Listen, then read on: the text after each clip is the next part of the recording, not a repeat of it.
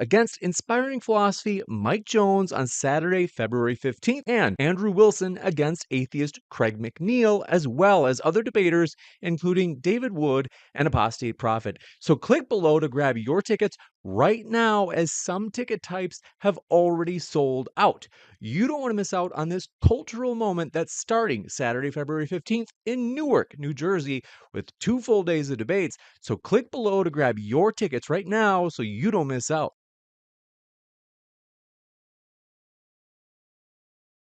Newark, New Jersey is where Modern Day Debate's next debate conference, DEBATECON 5, is happening, including debates like Dr. Lawrence Krauss against inspiring philosophy Mike Jones on Saturday, February 15th, and Andrew Wilson against atheist Craig McNeil, as well as other debaters, including David Wood and apostate prophet. So click below to grab your tickets right now, as some ticket types have already sold out. You don't want to miss out on this cultural moment that's starting Saturday, February 15th in Newark, New Jersey, with 2 full days of debates. So click below to grab your tickets right now so you don't miss out.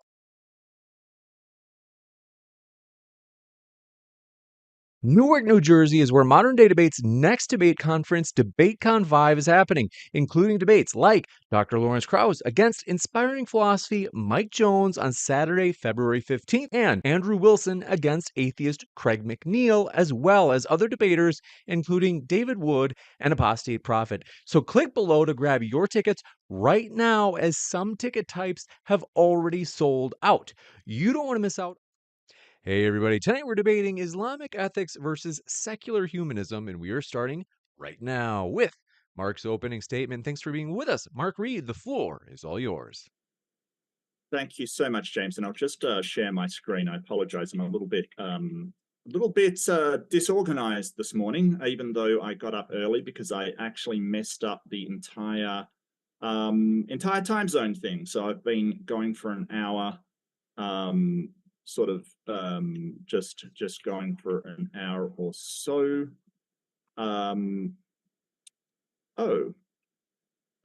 Just give me 1 second. Sorry. I just shared my screen. Are you guys getting that? Now it's crystal clear. It's crystal clear. Okay. Yep. No problem at all. Okay. So secular humanism versus Islamic ethics, which is better for society? Thank you so much for joining me. Thank you to James, and thank you, Nadir, for being my opposition today. And thank you for giving me your time to talk about this subject. Now, first off, I do want to go through some things very, very quickly. I do apologize. I've got the wrong screen. It's all going downhill. There we go. Okay. So first off, I want to go over what ethics and morals are quickly. Don't worry, I won't bore you too much with details. I just want to run down what we are talking about and sort of how it comes, how it actually relates to societies, how we actually talk about these things in relation to societal change and societal institutions.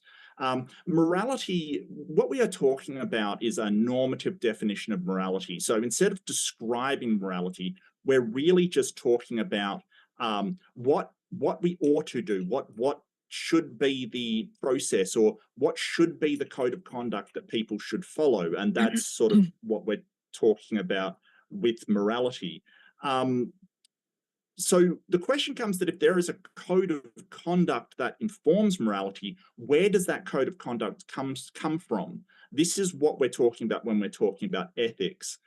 So essentially, ethics is the study of morality, why it should be implemented and what it's trying to achieve. Ethics takes a broad view, and it's usually applied across large societal groups rather than any individual moral system, which moral decisions can be applied to. This can be across countries or, for instance, business ethics across a field or a profession. So when we're talking about ethics, we're really talking about the moral framework adopted by any group of people. In this case, we'll be looking at these frameworks in the view of which would be better for any society.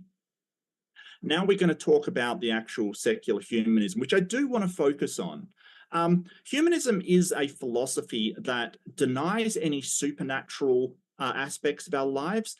but it also gives a framework in which we can morally live for something that benefits humans. Now, I really want to stress in this that secular humanism is not just secularism. Secularism being neutral towards religions or independent of religion or any kind of belief. Secular humanism really stresses that humans, the greater good of humanity, is the goal of that philosophy. It relies a lot on utilitarianism, which promotes some kind of value or utility. Now, just long story short, secular humanists generally promote human well-being. That the well-being of humans is the utility that they want to promote. Some of them do take a negative stance and say they try to minimize human suffering. I'm a person that takes a positive utility. I do want to promote human well-being. Then I can, in virtue of this, I can say any act that leads us towards that is good, and any act that takes us away from that is bad. Now, it's important to understand that even though we seek human well-being, it's not necessarily our own well-being.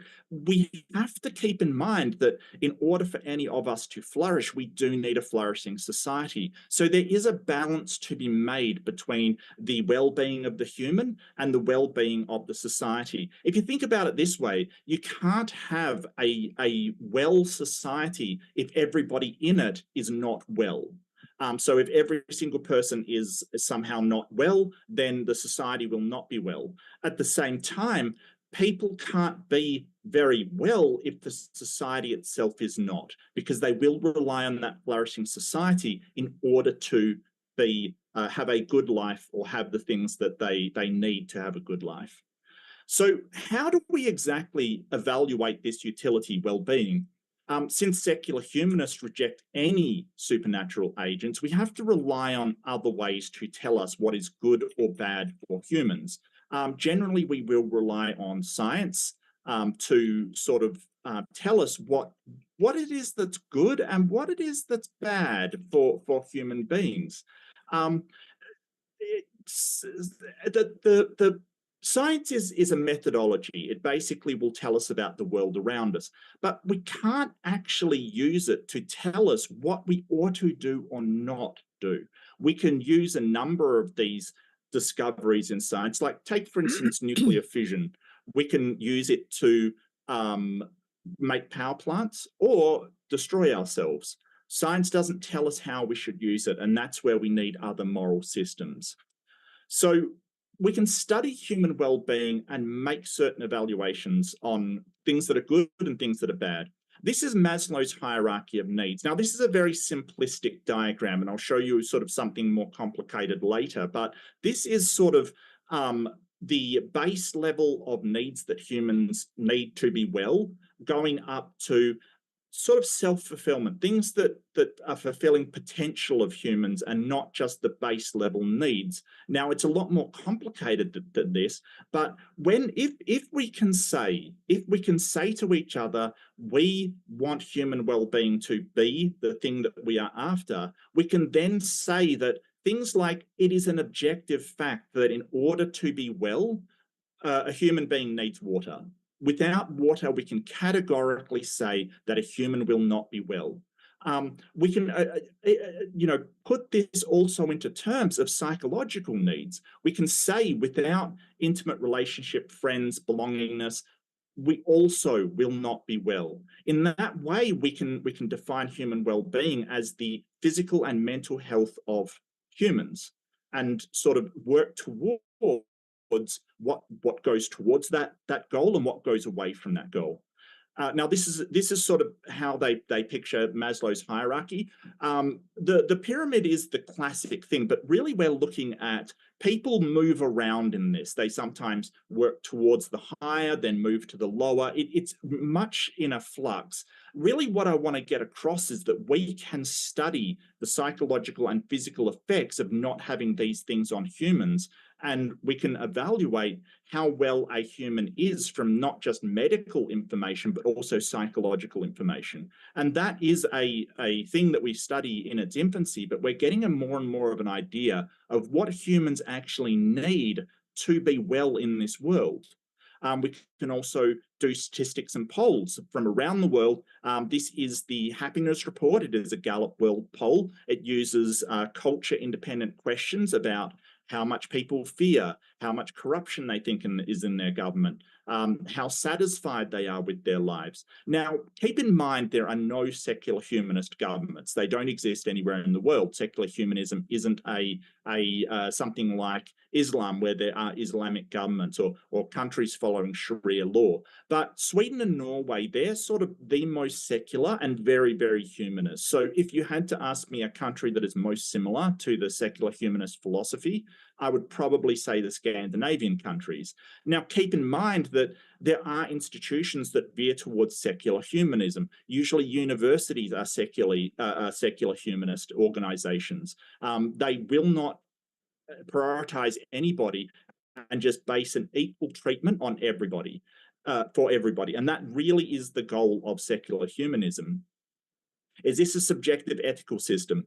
Subjective means stance dependent. So it basically means, is somebody's stance providing this? And the answer is yes. There seems to be nothing objective saying that you have to care for human well-being.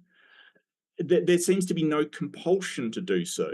Now, the care for our humans, it's ubiquitous, which means that it's very, very widespread, but it's not necessarily universal to all cultures, all countries, all nations, everywhere. It means that the goal of human well-being is something called intersubjective. It's been agreed on by a large number of people, providing a framework for an ethical culture. Now, the thing is that we know it's not individually subjective, because I could change my mind and say, hey, I don't think I don't think this is important, therefore it shouldn't be the case. And nothing about that society or the ethical framework across that society will actually change, meaning it is not dependent on my opinion or any one person's opinion. It is something that is arrived at by the agreement of people in the society. So the problems with theistic moral systems. So theistic moral systems, they cannot update with the times, and they're highly resistant to change of any sort. The thing about secular humanism is that if we discover something is good or bad for humans, we can easily just change our stance and change the system so we can embrace whatever is good for humans. Just say we find out that alcohol is actually good for health, we can easily change. Religions and religious moral systems cannot. They will have tenets that are very, very resistant to any change, no matter the harm they cause people, and that is a problem. Religious ethical systems never accommodate other religions or point of view. If they do accommodate them, they will accommodate them in a second-class citizen way, not an equal stakeholder in this world way.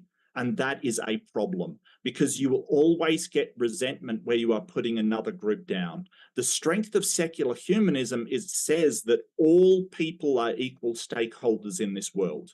A stakeholder is somebody with a stake or something on the line, as opposed to a shareholder, which is somebody that owns something. What I'm saying is that we all need to have an equal share in the future of the world. Religious ethical systems rely on dogma and false authority. What is interesting to me is that they can never justify where they are getting their authority from over any other religion, and it is a problem. Sometimes they can't square things away with their own religion, which is why we have the fragmentation of religions like Christianity and Islam into people arguing over how to get to this end. All that needs to happen, because secular humanism is reliant on the hard science of whether something is good for humanity or not, is simply showing that. And that's all that's required. So why humanism? So we're all aware that we're equal stakeholders on this planet. We all have a stake in how this world turns out. Now, this is usually something I'm going to go into a bit of an aside, but really my belief is that We are all on this planet, and we may need every single person working together in order to save us, sometimes from ourselves. And it is important to realize that we are all part of one shared humanity that is trying to survive on this tiny ball. Look, flat earthers, if you have a problem, look away, close your eyes, plug your ears, whatever. This is the planet. I'm sorry, it just is. And so I liken it to, say, ants on a leaf down a river. They think they're fine, and they're just fighting among themselves. The same is happening with humans. We are all just fighting over a world that is in what we now know to be a precarious situation. How do we overcome this? Well, if I knew that, I would be a $1 million genius who would save the planet. But secular humanism at least gives us a basis for establishing a ethical moral system that is based upon real world human well-being and not on the dictates of any immaterial authority figure which may or may not exist. Thank you. Thank you very much for that opening statement. We're going to kick it over to Nadir for his opening. But want to let you know, folks, if this is your first time here, welcome to Modern Day Debate. I'm your host, Dr. James Coons. We are a fully neutral debate channel hosting debates on science, religion, and politics. Don't forget to hit that subscribe button, especially as, if you did not know, DebateCon 5, our 5th in-person conference hosted by Modern Day Debate, is in just 1 week. It's going to be in Newark, New Jersey, folks. You can get tickets down below in the description box. If you're like, James, I'm really far away. I'm near Mark. I'm all the way in Australia. We have an Indiegogo, and we just hit our goal of 100% for that Indiegogo. You can see that thermometer on the far right of the screen. We have epic perks. For example, signed photos of the speakers that we can mail to you anywhere around the planet. With that, check out that link for that Indiegogo in the description box too. We're going to kick it over to Nadir. Thank you very much, Nadir, for being with us. The floor is all yours. Thank you, Mark, Reid, for that beautiful presentation on how Chinese communism works.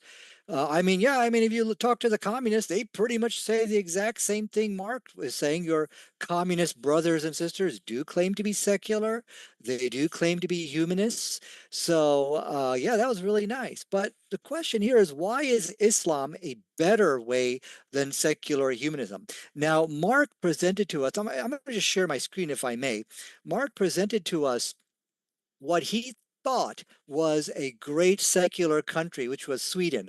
Well, guess what? Sweden was shamefully supporting, sending weapons to Israel, in which they conducted a genocide, as we can all see in Gaza, starvation campaigns, and this is what you presented as your model secular humanist country. In fact, all these secular humanist baby-killing monsters, because that's really what they are, we all saw the horror show these secular humanists did in Gaza. So as we can see, they clearly do not bring peace to the world. They clearly are not really any better than the Chinese communists. So Pardon my how is interruption. Just to be sure you know yeah. that your slides aren't showing in case you wanted Oh, to show yep. them. Yeah, let me do that. I'm sorry. I was just going off on him. Okay, Ready. so let me first send you that. Show you the one article right here. Shameful arms deal with Israel. This is your secular humanism, everybody. So, but now let's really talk about what makes Islam better than secular humanism. And that's probably the secular humanistic horror show of AIDS. If you could see on the map over here, this is the map of Africa. As you can see, the countries are your secular countries, your humanistic countries, um, which are in the purple and red. That means literally 1 out of every 5 people inside these secular countries have AIDS. Now, astonishingly, look at the gray. The gray is where you want to be. That means it has the least amount of the spread of AIDS. Notice every single predominant Islamic country is in the gray. That can't be a coincidence. So there is something about Islam which prevents this horror show. If you ask me why I choose Islam, it's because I got a mom and dad. You see, in secular humanist countries, mommy and daddy are dying of AIDS, and those children have to raise, or they have to raise the other kids, and they have to go to work. 1 out of every 5 people in Africa have AIDS, are they're HIV positive. So you might say, okay, well, we're safe. We're in Europe because Mark, whenever he presents his secular humanist stuff, it's always from Europe. What about your communist brothers and sisters inside China? What about Africa? Why is Africa forgotten?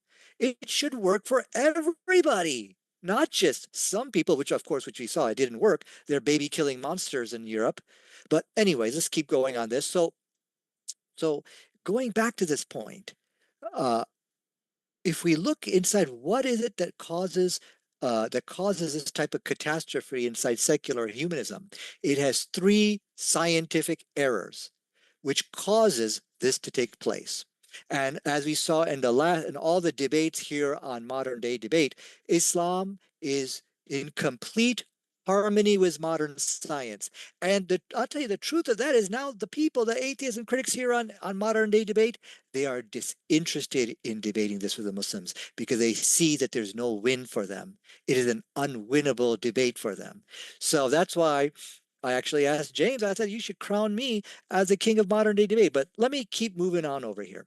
So what is that? What is it specifically about secular humanism that causes this type of catastrophe to take place?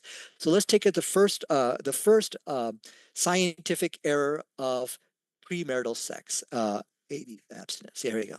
Of course, in secular humanism, you could have a girlfriend. You could, have premarital sex. Sounds pretty free. That's a selling point. Yes, wonderful. That's why people choose it over Islam.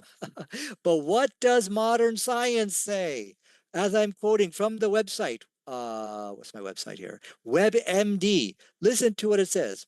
To advocates of abstinence only approach. These disturbing statistics make it abundantly clear that a simple message of no sex outside of marriage for teens is the only appropriate one for educators to take. This is not coming from Saudi Arabia. This is coming from where? WebMD. Only Islam, and of course other religions, but Islam is what offers this type of morality. So let us look at the second scientific catastrophe, which contributes to the spread of AIDS as we saw in Africa today. Let's take it the contradiction of homosexuality. In secular humanist countries, you could be gay. And again, from Islamic point of view, if you have these type of same-sex urges, that's not the sin. But to actually practice the sodomy, that is where the sin is. But what does modern science says? I will challenge Mark here tonight. Show me one scientific journal. Because when he was up here, he didn't show any journals, no references, no statistics, no numbers. It's just secular humanism feels good to him. That was about all I got out of that. So I'm like, there's nothing really to respond to it. Okay, great. But what does modern science say? Okay, I'm sorry. My question, my challenge to him is, can you show me, Mark, one journal today that says that a man can use his anus as a vagina? Show me that reference. Let us see what modern science says. It says, what are the main risks of anal sex? It goes on with all of the problems here. None of the references say you can have it. Listen to what they say. I'm now quoting from WebMD again.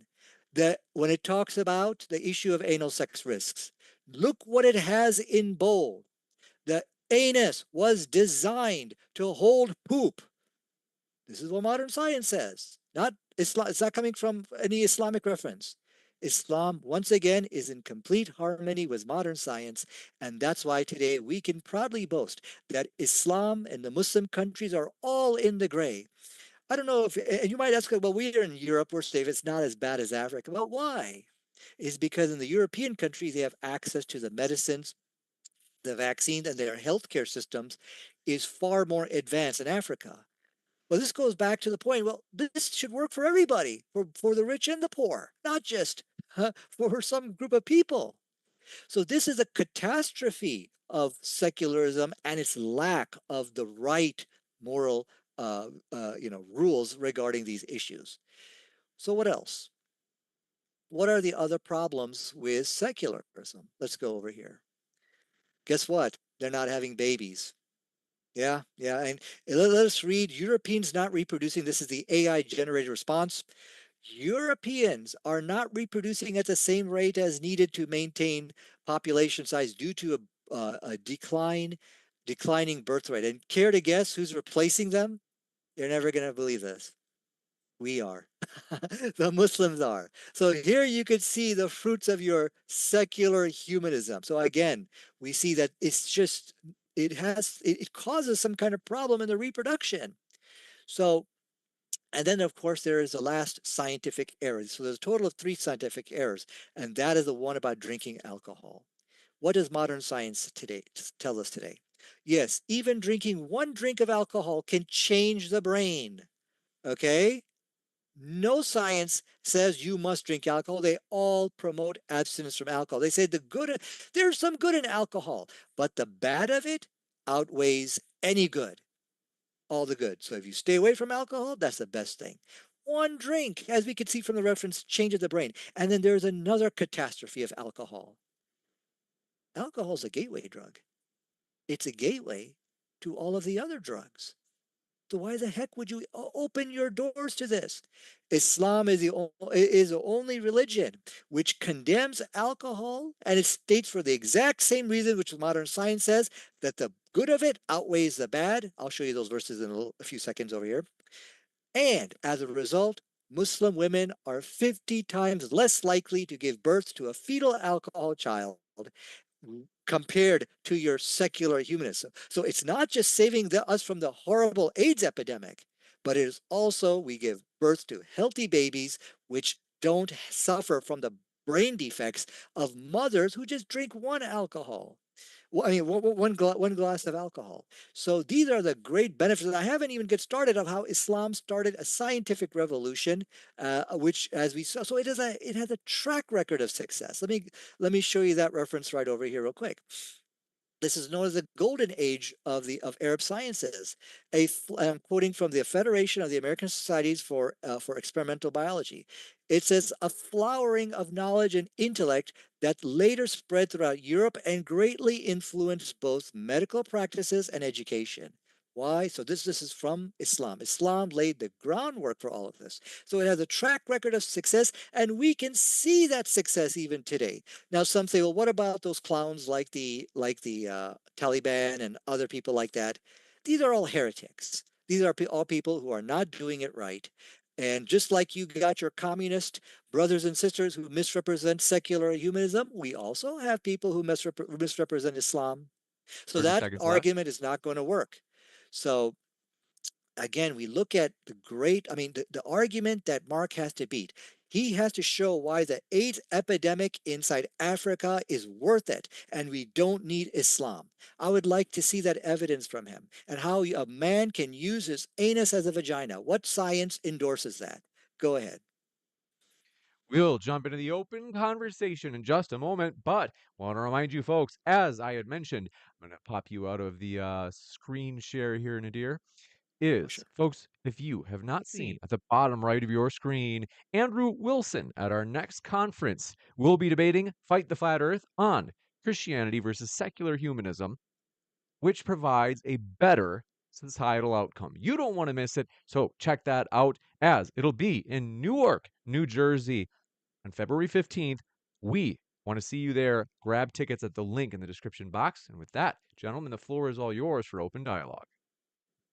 Yeah. So, Mark, how do you explain these Yeah, I scientific think you spoke contradictions? last, so I All right, think yeah. I will begin. Yeah, so Nadir, you said a lot of stuff that was just blatantly false, and I want to pull you up on it because Sure. South Africa is one of the places that you said that's not a secular country. It's not even an atheistic country. It's actually That's your no. If you interpretation? look it up, no.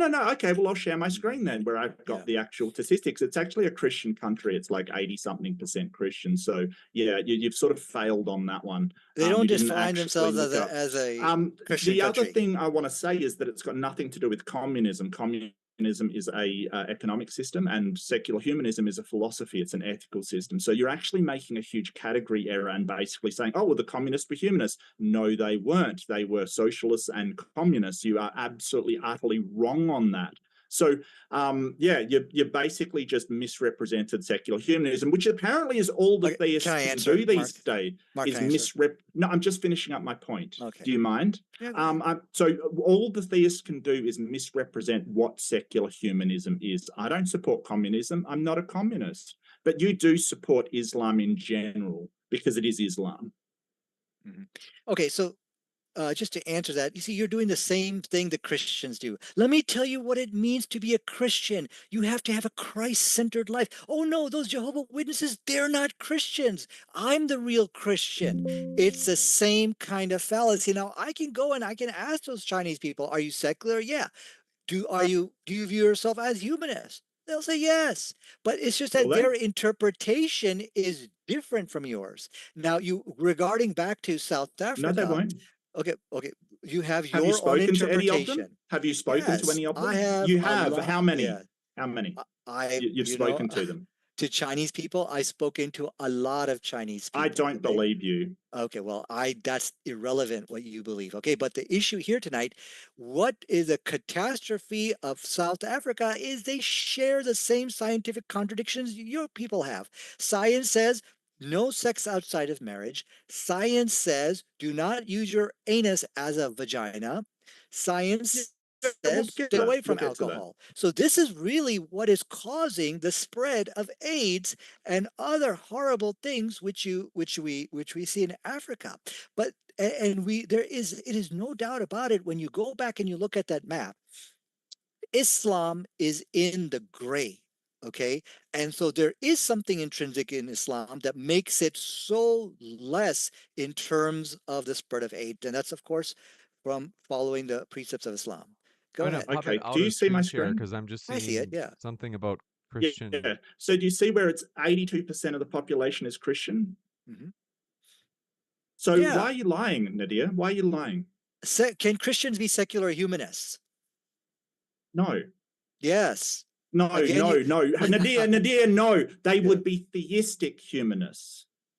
You can be secular and you can be a Christian. No. Did you even look at my thing? They reject anything supernatural. That's the whole point of secular humanism. They do not rely on any supernatural belief in order to arrive at that humanistic stance. So no.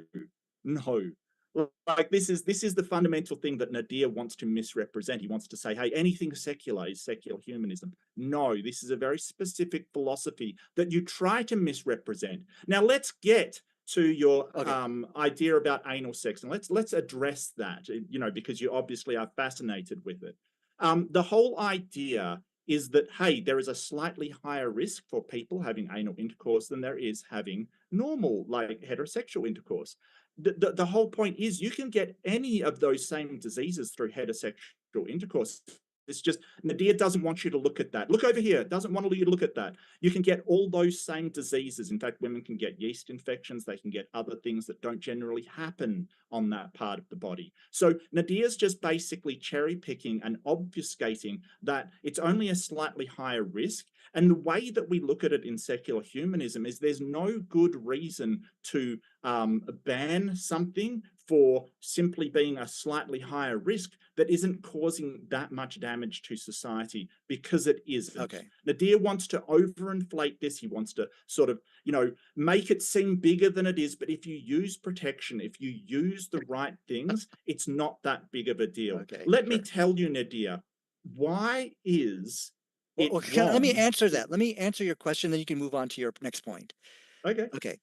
Let's see. He said it's just a slightly higher risk. I'm sure you've all heard him say that. No, it's not. It's 40 times more the risk. In fact, let me go get my my little slide for you. It is absolutely not true. And again, we go back. Let me go to what's it called? Can a Christian be a secular humanist? Yes, they can definitely be secular. Listen to what ChatGPT says over. Says Christians can align. ChatGPT. can align with some aspects of secularism, but full adherence to secularism is generally seen as a conflict. So again, you can Congratulations, you hold on a just second. debunked yourself. Okay, no, Mark, Congratulations, Nadir. But no. I want to read that out Mark, again. Allow read me that out to again. allow me to read it allow out me again. to finish. Read it out again. No, read it out again. Allow me to finish, Mark. I let we'll you speak. Leave it on the let screen. I want to read that out again. Yes. Yeah. So where it full-fledged secular humanist, where you don't believe in God, of course not. It's not going to go to that point. But I want to get back to, you said it's no. You're not getting back to anything. You're not running away from this. No, leave that on the screen. Let's go back. Leave that on the screen, Nadir. Leave that on the screen. Bring it back. Bring it back. Sure. Bring it. No, bring it back, Nadir. You are not getting away from this. This is. Christians. No, go back up. Go back up. No, you are not dodging out of this, sir. You are being pinned down right now. Okay, pin me down. Christians can align with some aspects of secular humanism, but full adherence to secular humanism, i.e. the thing that makes you a secular humanism, is generally seen as conflicting with traditional Christian beliefs. So, no, they can't. They can, but you're basically saying, hey, all of those Christians, they're not secular. They don't have full adherence to it. No, they don't, because they believe in a God. But now that I've addressed your issue, where do your morals come from? Where does your ethical framework come from? Hold on, we got to get back to you said it was slightly. No, you have talked nothing. You have talked Mark, nothing about your own. No, Nadir, I asked you a specific question. You're not getting away from this. You're not being slippery. What I have noticed, the reason why I'm asking is because I've talked all about secular humanism, Mark, and you have said, no, James. no.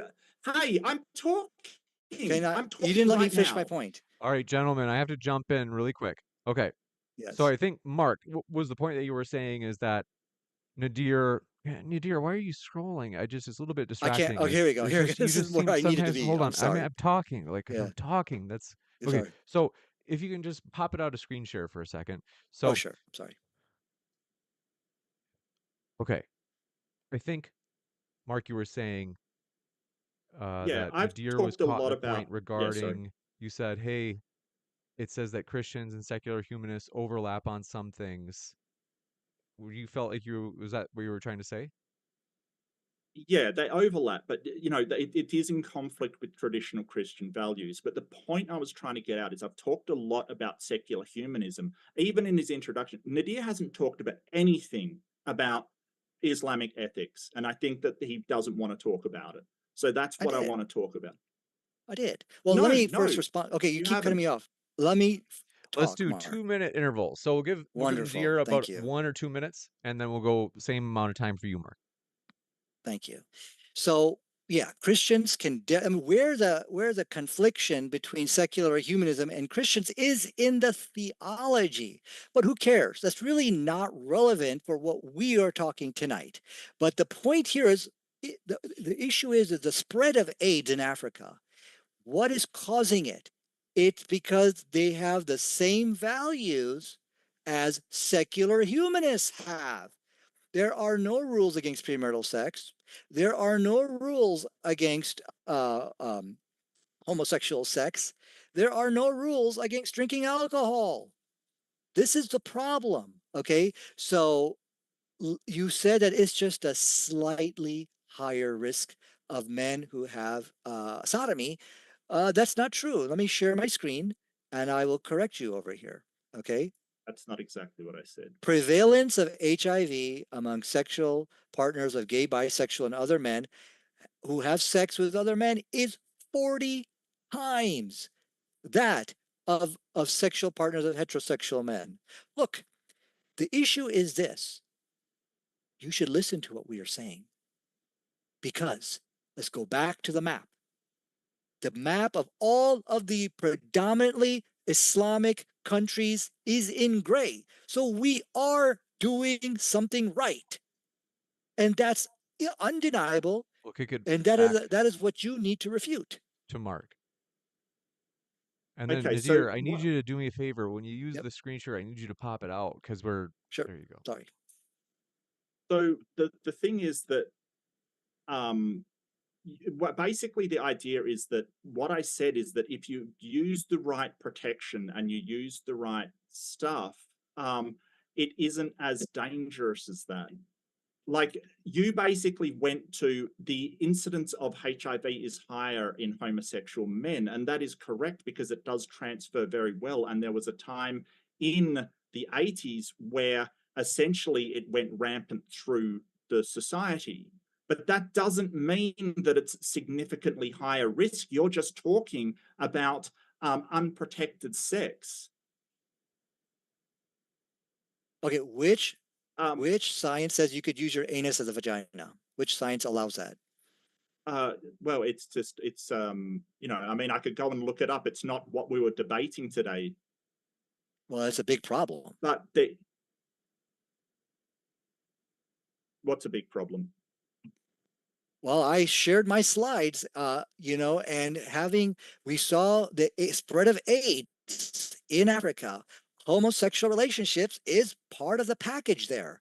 And I have asked you repeatedly tonight, which science says you could use your anus as a vagina? And you have no answers tonight because I'm going to help you out. No science endorses that. I shared a slide which says that anus was designed to hold poop. No, it did not say it was designed. There's no Okay, way that can it I said share that. my screen again? So, okay, so National Institutes of Health, prevalence and correlates of heterosexual anal intercourse against men and women through 20 US cities.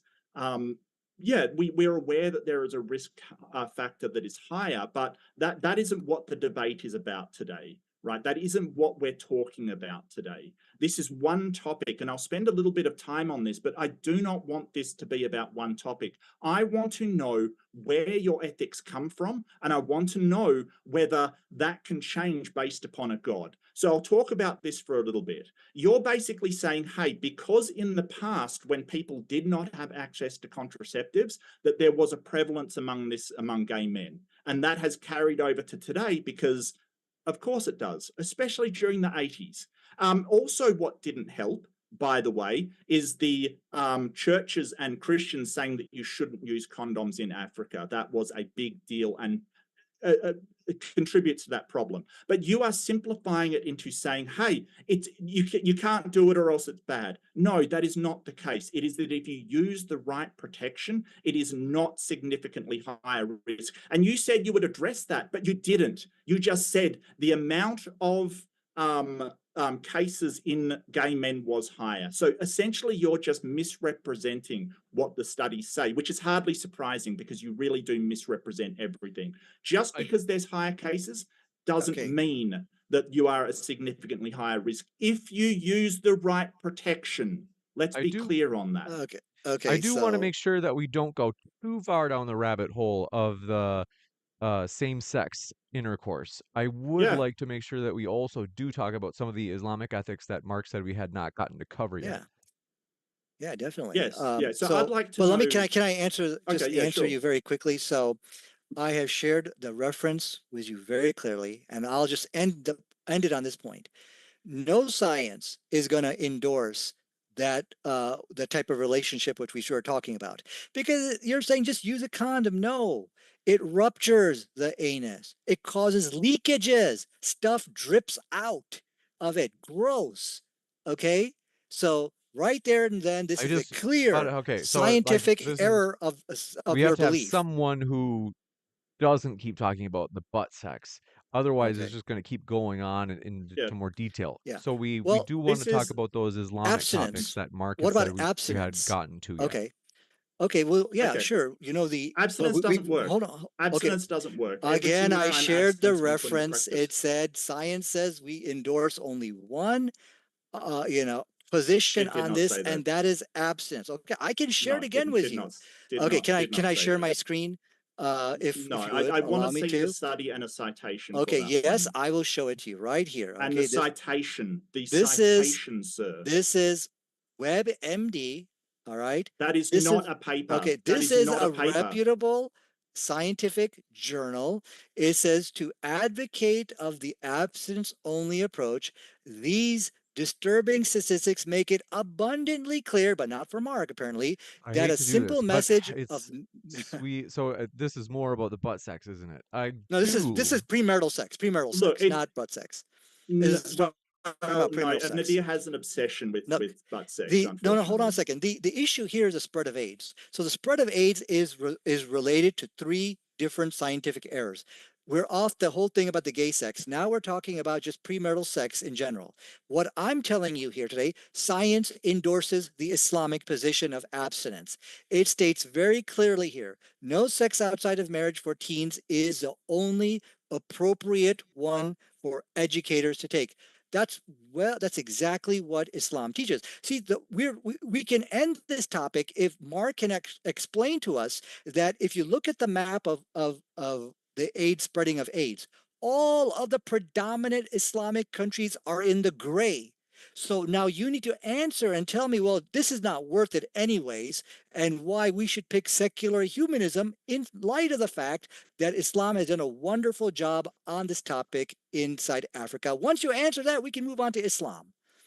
Okay, so the problem with Nadir is he's talking about individuals and he's really cherry picking and misrepresenting things, saying, oh, well, if the individual doesn't have sex, none of these problems can happen, which is true. But the problem is that what I am talking about is ethics, where Nadir doesn't seem to even understand what ethics are. It is a thing that is over the entire society. And I can show you statistical studies that show that, like the southern states of US, where abstinence only programs have been implemented, they always fail. The unwanted pregnancies in those states which encourage abstinence absolutely result in more pregnancy, more unwanted pregnancy, more teenagers getting pregnant. And this is what he doesn't want you to do. He wants to basically focus on, well, if the individual doesn't do anything, that's not what we're talking about. Now, I want to know, Nadir, where your morality comes from, and maybe something specific like, is the Quran correct that basically puberty means that a girl can have sex? Is that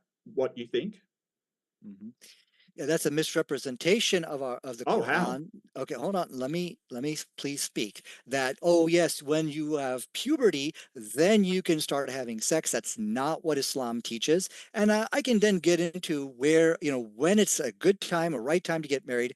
That's found actually in the Hadith. But I think you kind of ran away from my point, which is a focus really of what this debate is. Islam has done a wonderful job in South Africa and elsewhere as well, as far as keeping it in the gray, meaning absolute less amount of AIDS. For that, you have no response, and let everybody notice that he wasn't able to really.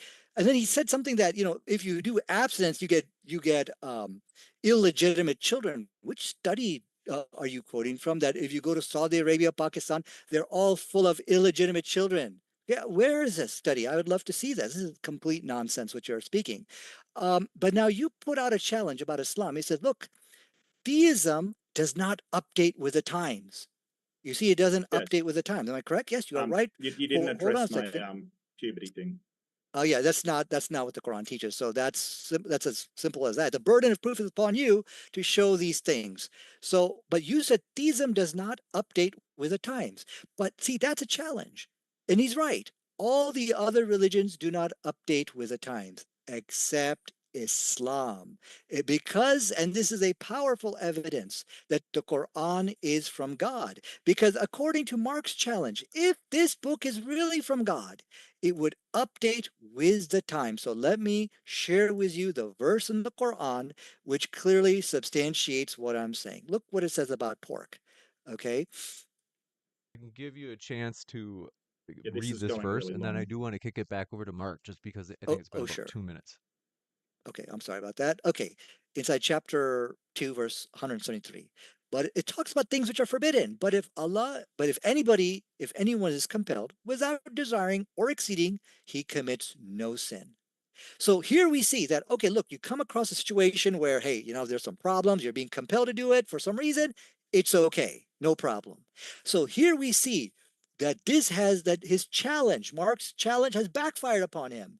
The Quran is in complete harmony with modern science and also with modern times. So if, like, for example, alcohol, Like, I'm Okay. sorry, go ahead. So Islam can't even agree. They have these things called abrogations, and they can't even agree on who gets to do this. You have a fracturing of this religion because, as I've asked again and again, where his morality comes from, he can't say.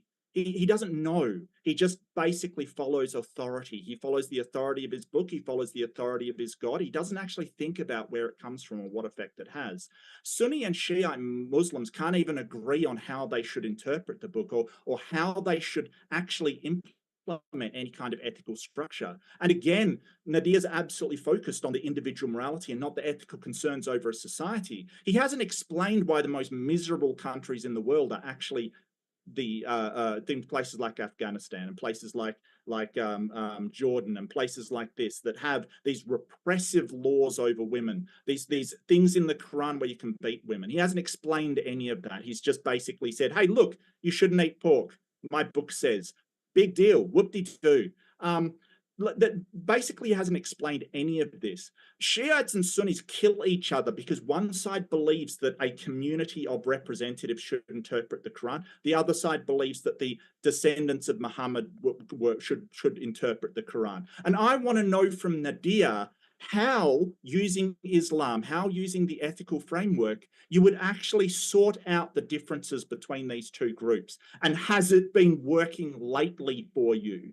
Is a good question, because these people have killed each other for centuries, because there is no working this out. There's no settling this difference. And I want to know from Nadir, when we say secular humanism, we can just simply point to, hey, all we need to do is show the effect on society. We can scientifically show that, even though Nadir misrepresents science because he isn't a scientist. We can show what effect it has on society, what the implications would be, what the consequences will be, and make a decision based upon that.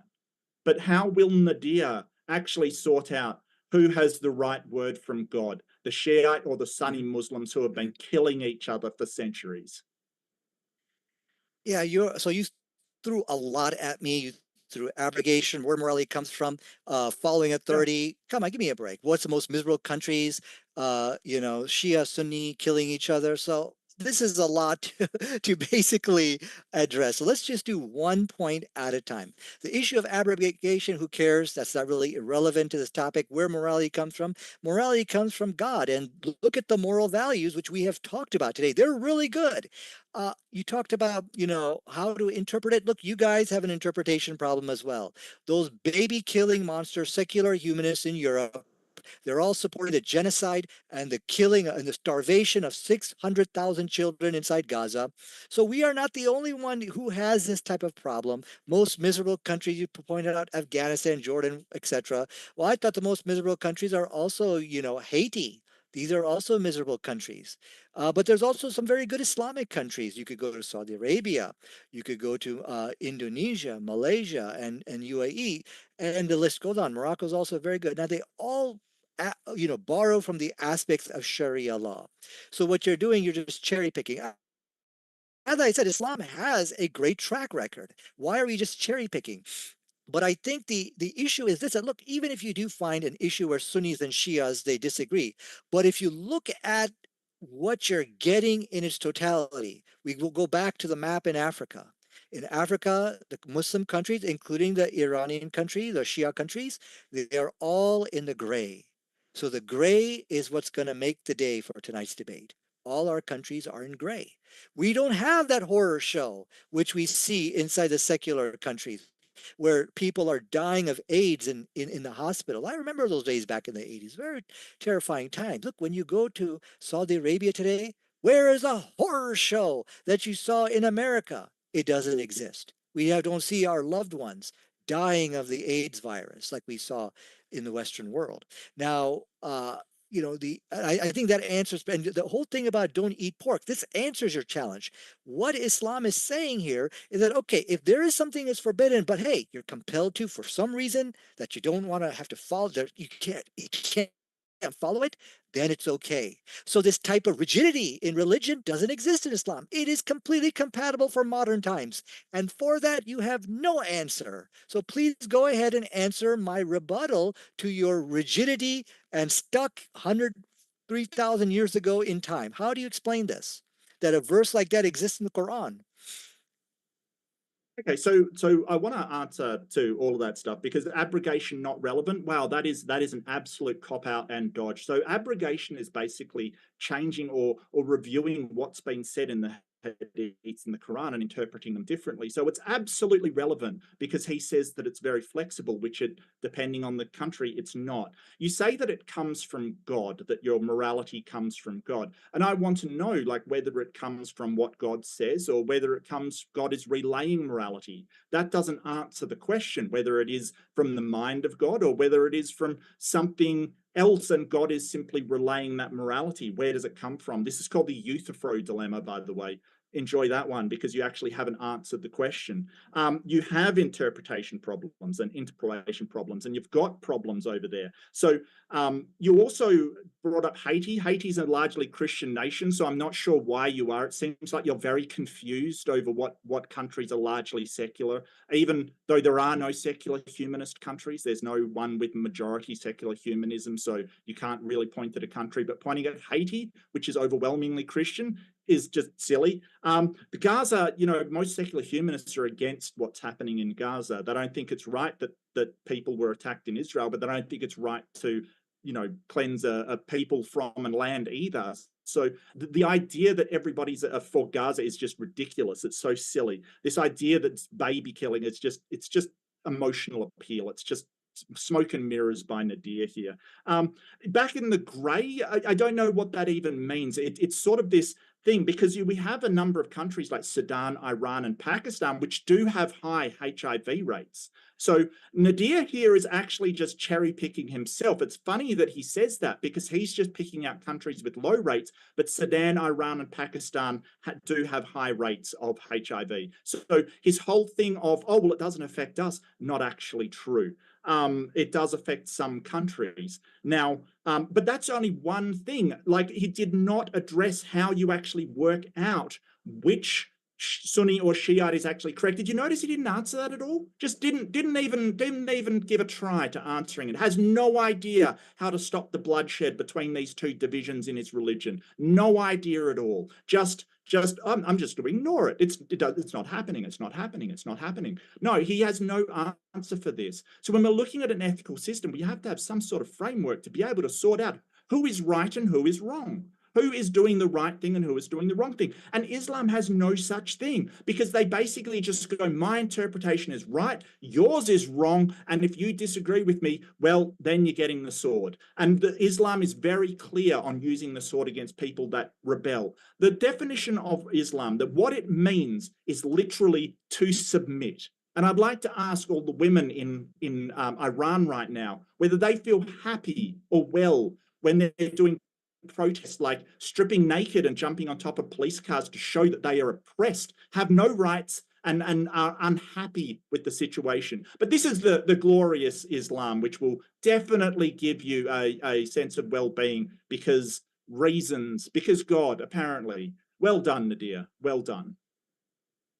Well, there's really no point of responding to you at this point, Mark, because you've provided references for nothing you're talking about. You are just having some kind of emotional appeal. You've made many claims, which is like, why should I even chase after it? Like, Pakistanis have a high rate of AIDS.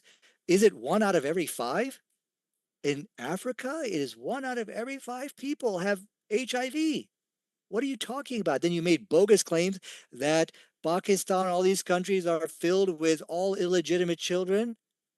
I don't know what to say other than, where's your reference? I mean, anybody can come into a debate, Mark, and just start making up stuff. Okay. You said stuff about the Sunni Shia bloodshed. The thing about Sunni Shiism, if you look at the Sunnis and Shias, we live, for the most part, 99.9%, we live together. Pakistan, all over the Islam, Saudi Arabia. Saudi Arabia is like, what, 20% Shia? Something like that. For the most part, when was the last time you seen Sunnis and Shias fight in Saudi Arabia? Very rare, very rare. So for the most part, Sunnis and Shias, we get along perfectly fine. We intermarry. I myself have many Shia friends as well.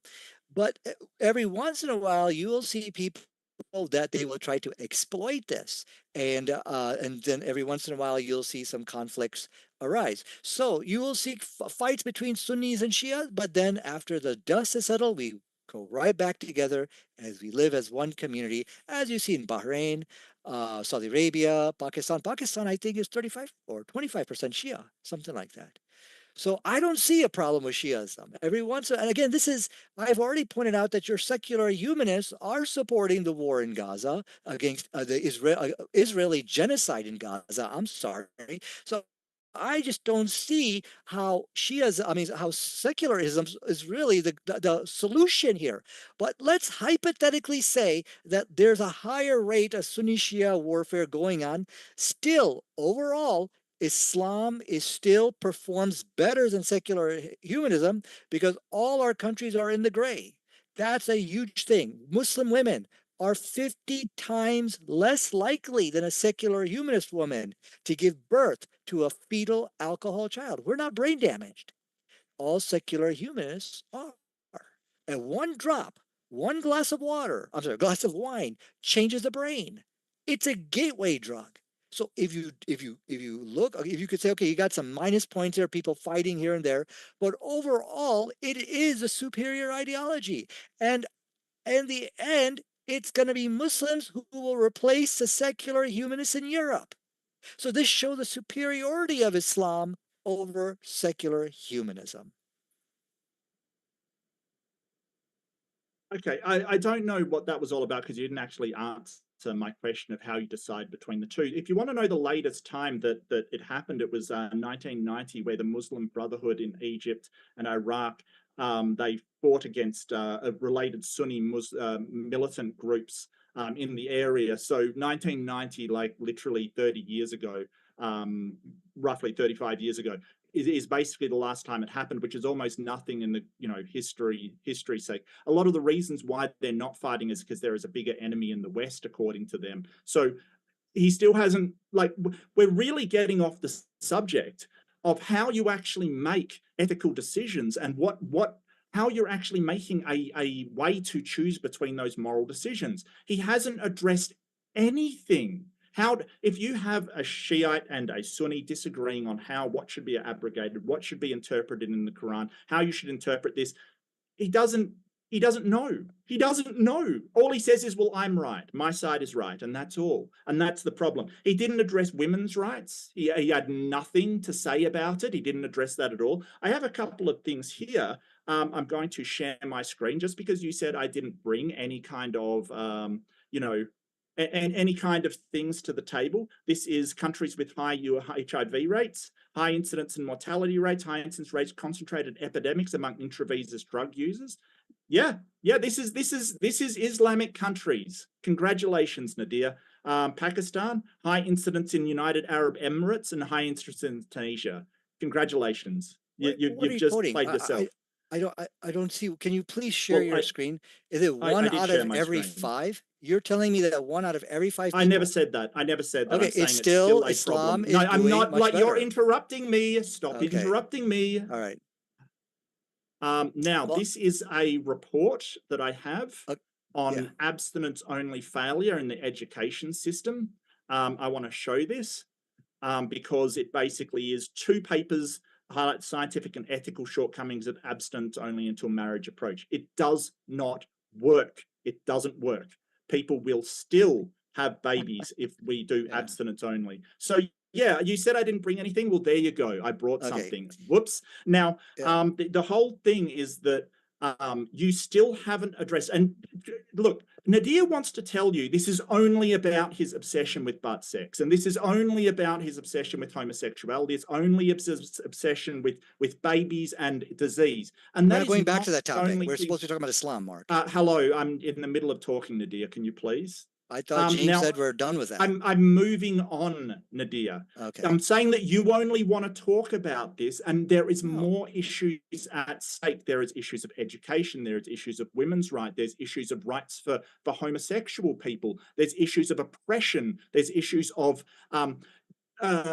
two tax systems in Islam. Maybe you can address that one. Should there be, as according to the Quran, two tax systems making a lower and higher class, with the Muslims being the higher class and everybody else being the lower? Should that be implemented? Oh, no doubt about it. I mean, let me first start off by, some of the points you've raised. You said, "Oh, I'm not addressing this point. I'm not addressing that point." The reason why is because you're throwing so much at me. It's not that I'm running away from these points, Mark. It's just that I'm going after the issues which are most related to this topic to show the superiority of Islam over secular humanism. And the issues, I think, the statistics which you showed on the on the screen, I didn't even understand it to even respond to. Number one, it's not 1 out of every 5 people have AIDS like it's in Africa. It's still pretty good. And of course, you didn't give any statistics in number, like what percentage of the population has the HIV virus. And you just showed some thing that said high, high here, low. This is ridiculous. What you're doing, you're trying to do this research on the fly, and you're throwing anything you can at me, hopefully hoping that it will stick. Okay, so no, you did not argue any intelligent case. You're just throwing things out there like spaghetti. All right, so but I thought we were done with that topic, so I'm not going to return back to your bogus statistics because I think we are now moving into some other issues here. Let me correct you because you don't know what the heck you're talking about. You said the last Shia Sunni conflict was in 1990. No, it's not. It was a Syrian war just 5, 6, 7 years ago. I'm surprised you didn't raise this issue. Okay. But now look at this, the greatness of Islam. Now the Sunnis have taken over Syria. Everybody thought, okay, great. It's going to be now, I mean, not great, horrible. It's going to be a retaliation, retribution killing against the Shias for what the Shias are killing the Sunnis inside Syria. But guess what? There is none. The leader of the Syrian rebel group, he's an Islamist. He says, guess what? There'll be no retribution killing at all. And that's the greatness of Islam. He's in line for a Nobel Peace Prize, if you ask me. Remember, the Shia, the Alawites, they did horrific atrocities against the people of Syria. But today, Muslims can proudly boast that we do not see virtually zero signs of retribution killing. There are a couple, but then they're immediately extinguished. But overall, doing very good. Now, you asked about ethical decisions. The issues which we're not able to resolve between the Sunni and the Shia, they have their imams and they can follow their own code of laws, and we have ours, and we follow our code of laws. So overall, Islam, even if you see some issues here and there, it still is a much better system. As we have saw today, it is in complete harmony with modern science in what it says in regards to, the relationships between men and women. And also we see here that Islam, when it comes to drinking alcohol, every secular humanist is brain damaged. That's a fact of science. If you had just one drink of alcohol, that changes your brain. That is a scientific fact. We as Muslims don't have that type of brain damage.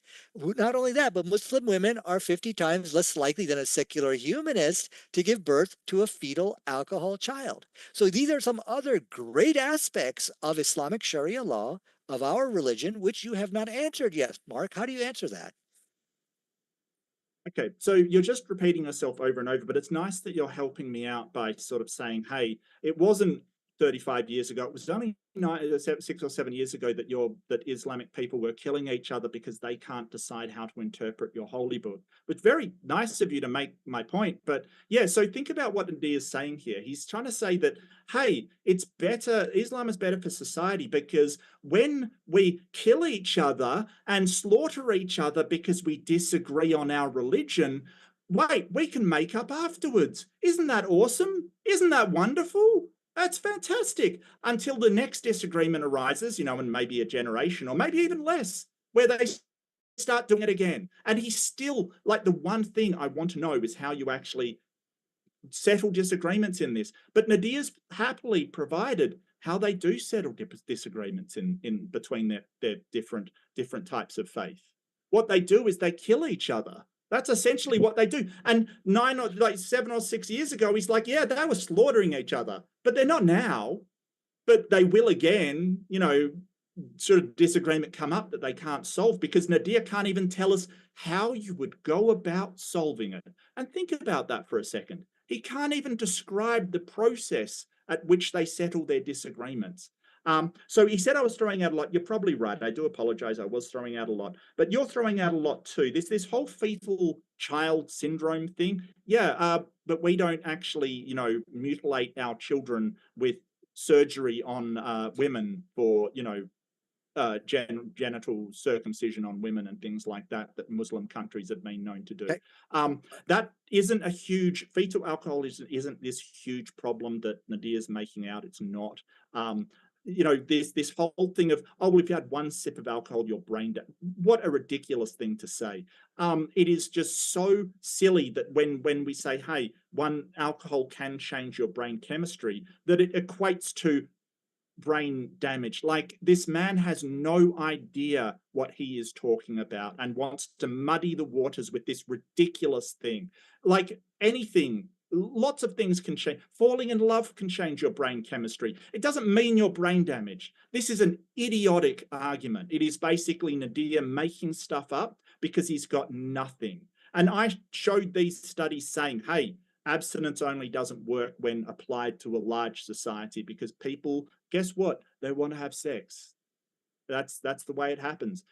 There are countries with high incidence of HIV. Now, I'm not blaming Islam for that. I'm not saying because they're Islamic, that's what's happened. I'm saying it's irrelevant. And again, he brings up the 1 in 5 thing. That's a Christian country. Like, what is wrong with you? We've already established that South Africa is 86% Christian. Like, why you keep bringing that up is just beyond me. It is absolutely beyond me, because you don't seem to understand what a Christian country versus a secular, a non-Christian country is. I've got no idea why. Okay, let me just respond to some of that.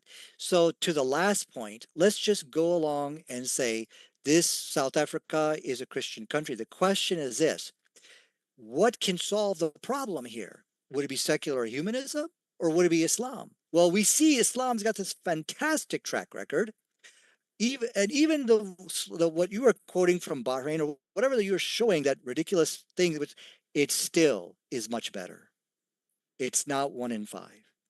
So we see that, yes, Islam does have a very good track record, that secular humanism is not going to be able to fix that problem. And that's what the main point of that argument is.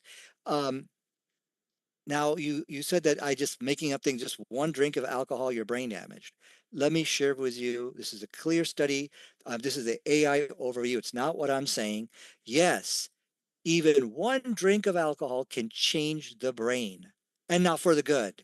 Okay, that's not me saying this. This is from science. Problem is, it just seems like secular humanists don't understand science. You need people like us to teach us to you.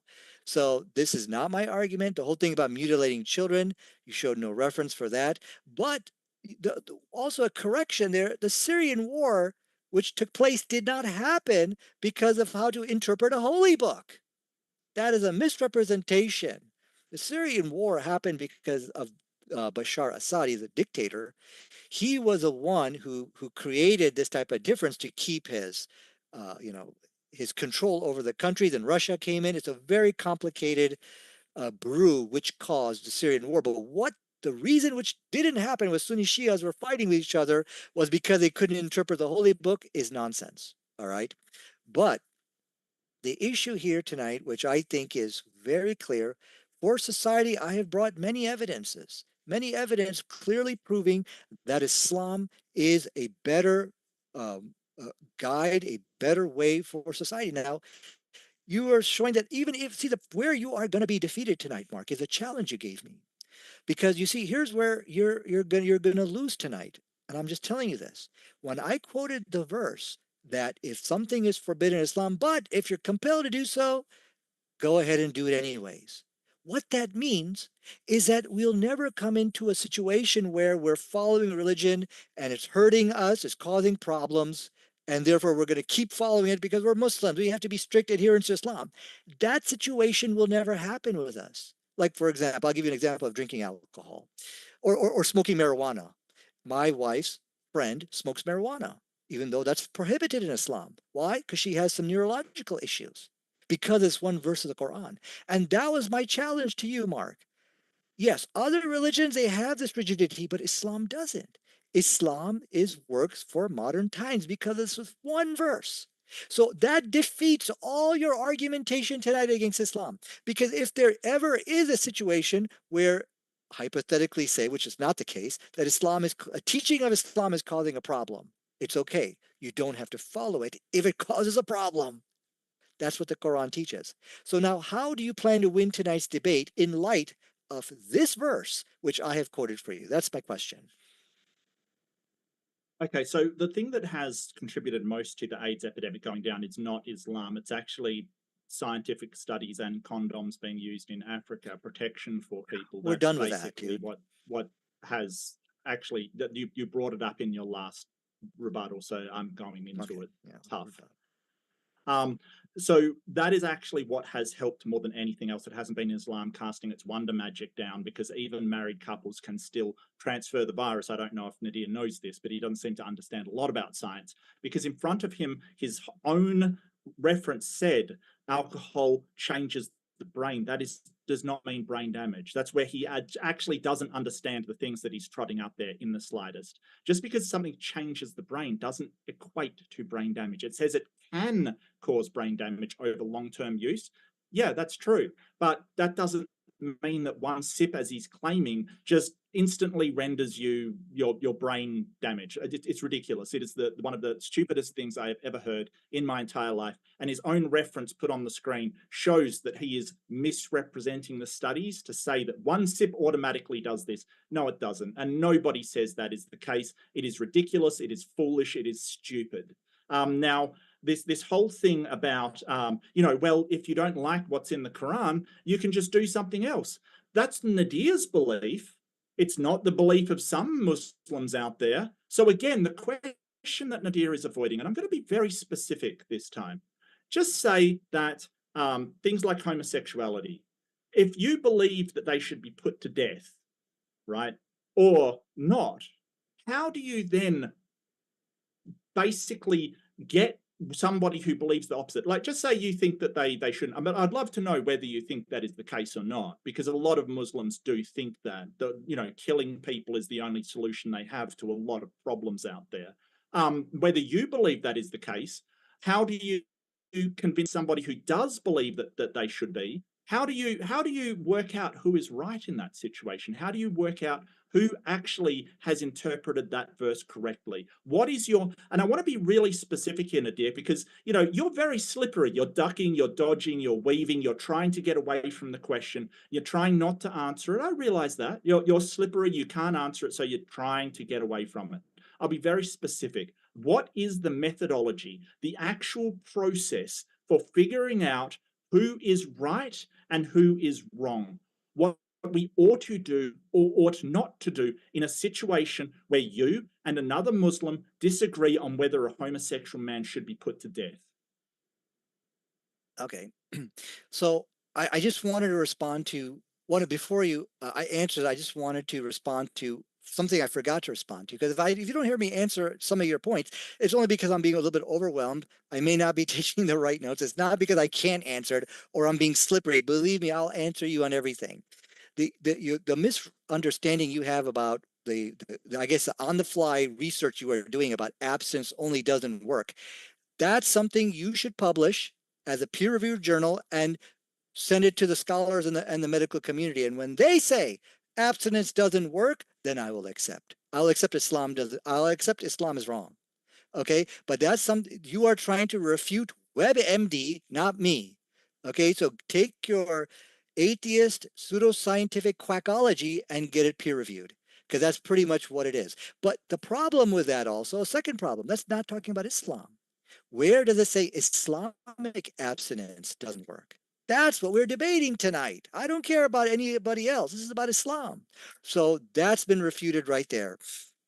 You seem to have just brushed aside a huge problem for you in tonight's debate.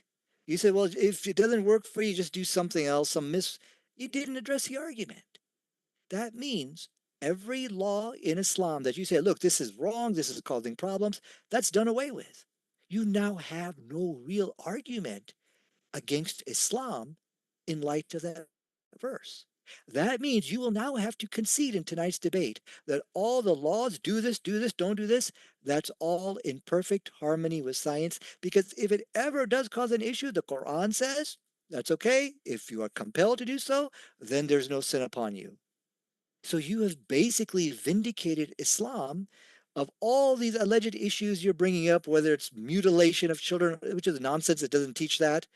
Islam now is in complete harmony with modern science and the modern world. And that was a challenge you brought forward, that show me where Islam, that it doesn't change for modern times or something like that. In terms of the homosexuals, the people are disagreeing on this, disagreeing on that. On the major things, we as Muslims, we all agree. All the Muslims in the world agree, don't drink alcohol, which is in 100% harmony with modern science. In terms of what should be done with the homosexuals, for we as Muslims, we do not implement the Islamic laws upon them. This is called vigilantism. So what vigilantism is like, for example, somebody's speeding, you pull him over and ask for $100. You're implementing the laws of the country by yourself. We don't do that. For the people who are gay, what we as all the 99.99% Muslims, we pray for them, we help them, we try to explain to them this is not the right way. And that's how we handle the situation. So that should answer pretty much everything you have raised tonight. And, the thing about, changing the brain, that's not changing the brain for the better, Mark. When the scientist said that one drink will change your brain, that's for the worse. It's not telling you you're getting better from that one drink. So yes, I am right by calling you brain damaged secular humanists, because we as Muslims, we stay away from that toxin. It says a toxin. That's what the word was used in the study which I showed for you. So these are all the great areas where Islam is in complete harmony with modern science, and we have seen clear contradictions between secularism, secular humanism, not just on alcohol, but on all the other issues which I raised, which were done with that.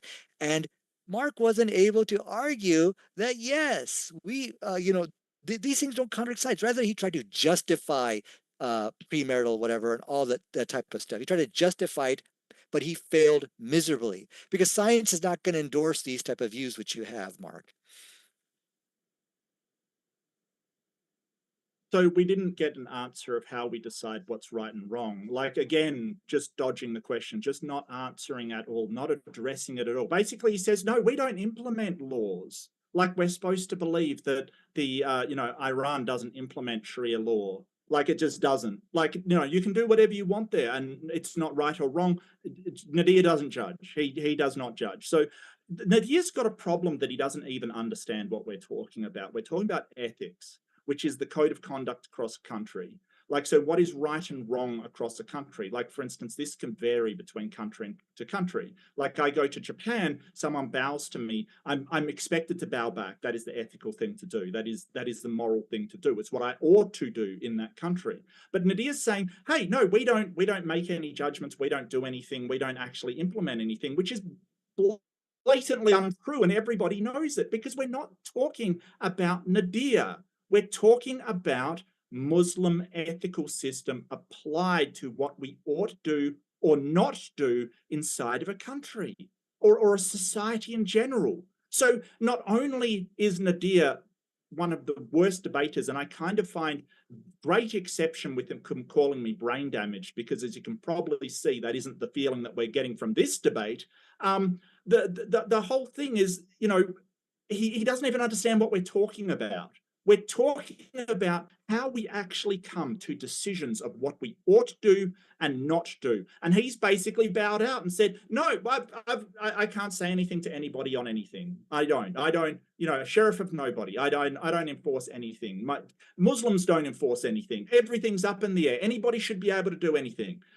Really, the question was, should a person ought to or ought not to be able to murder somebody for violating a prescription of the Quran? And he had basically said, oh no, we don't judge at all. We don't decide. That's not enforced at all. What a bunch of bull. We have people being killed for exactly these reasons in Muslim countries. We have women protesting naked in the streets because they're being oppressed. And Nadir says, oh no, we don't enforce any of that. The reason why Iran is getting so overwhelmed with women protesting is because a woman was murdered there by police. And yeah, I say murdered because she wasn't wearing her hijab.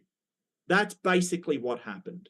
And they're angry about their oppression. And this man has the temerity to say, oh no, we don't enforce anything. No, absolute nonsense. I dare you to say that again. I dare you. Yeah, sure, I will. Okay, so first of all, you're trying to the first question you had.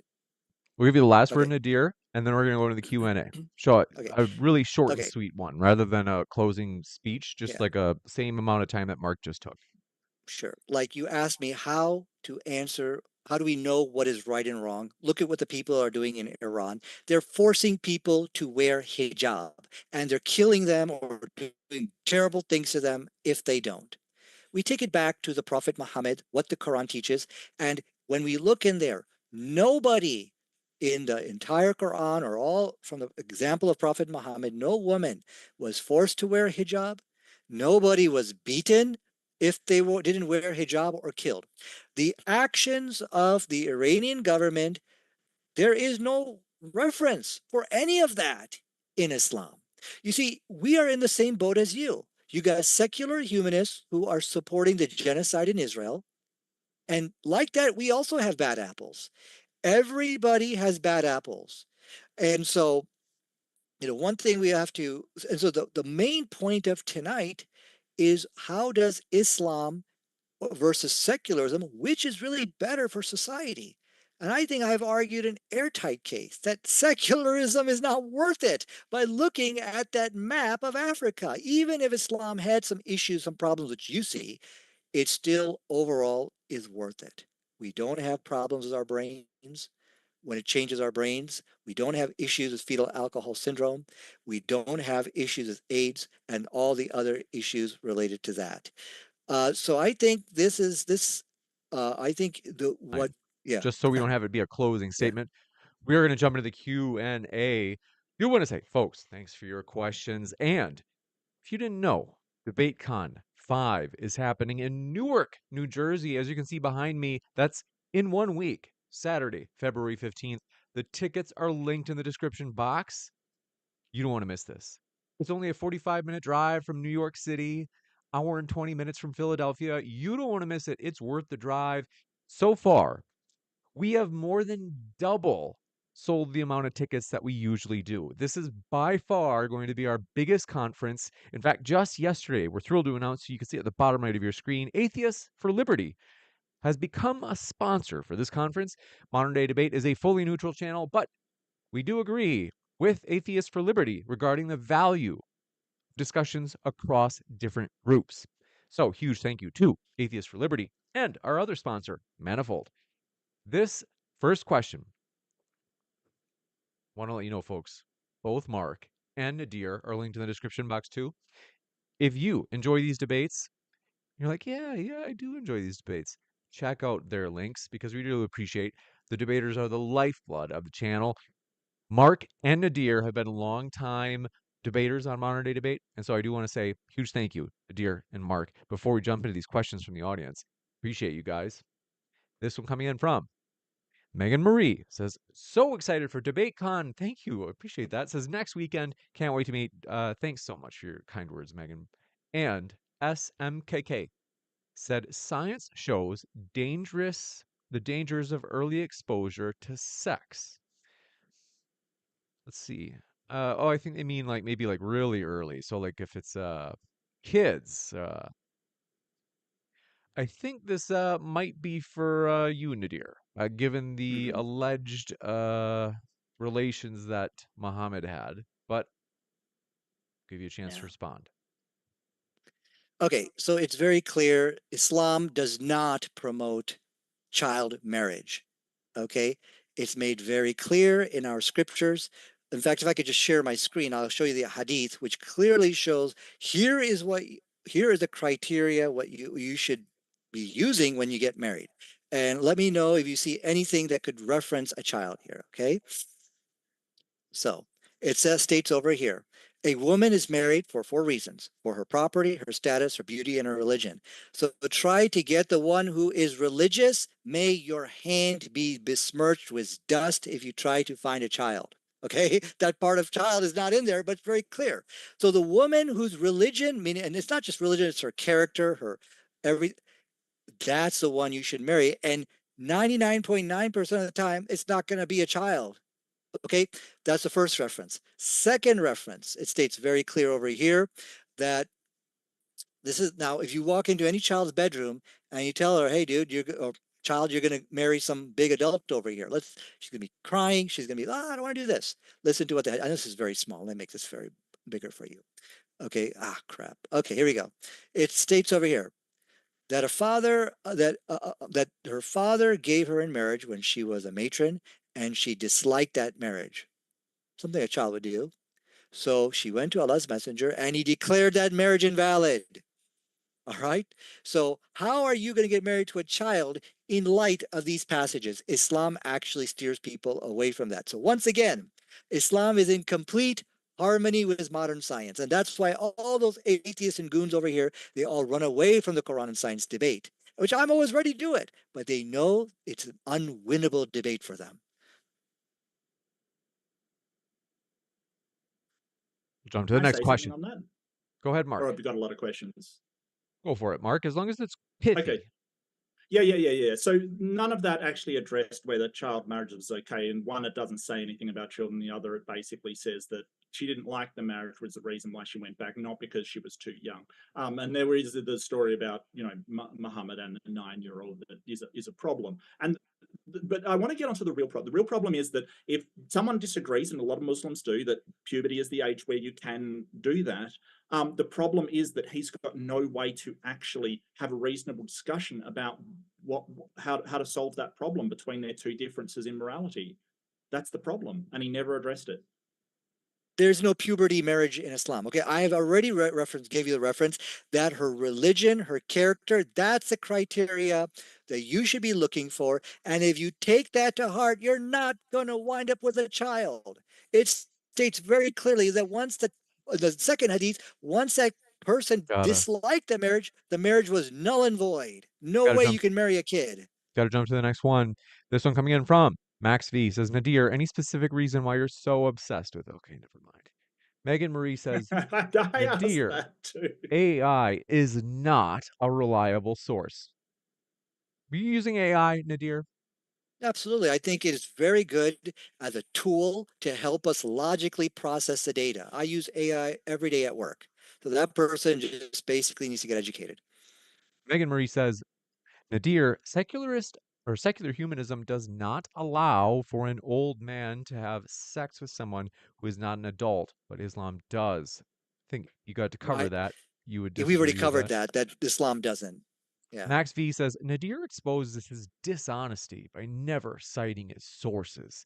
The most he'll do is say, quote, this is from WebMD, and then claim it's a scientific journal. Yeah. WebMD is reliable and it's good enough to, if you do a term paper and you're doing something for school, you could put WebMD, you could put all the references which I've quoted onto that term paper and your professor will accept it.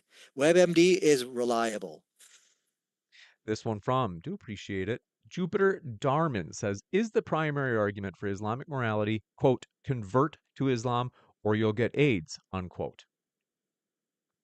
No, that's a misrepresentation of the argument. I'm just showing you, look, the argument which went undefeated tonight is all of the Islamic countries in Africa, the predominantly Islamic countries, are in the gray.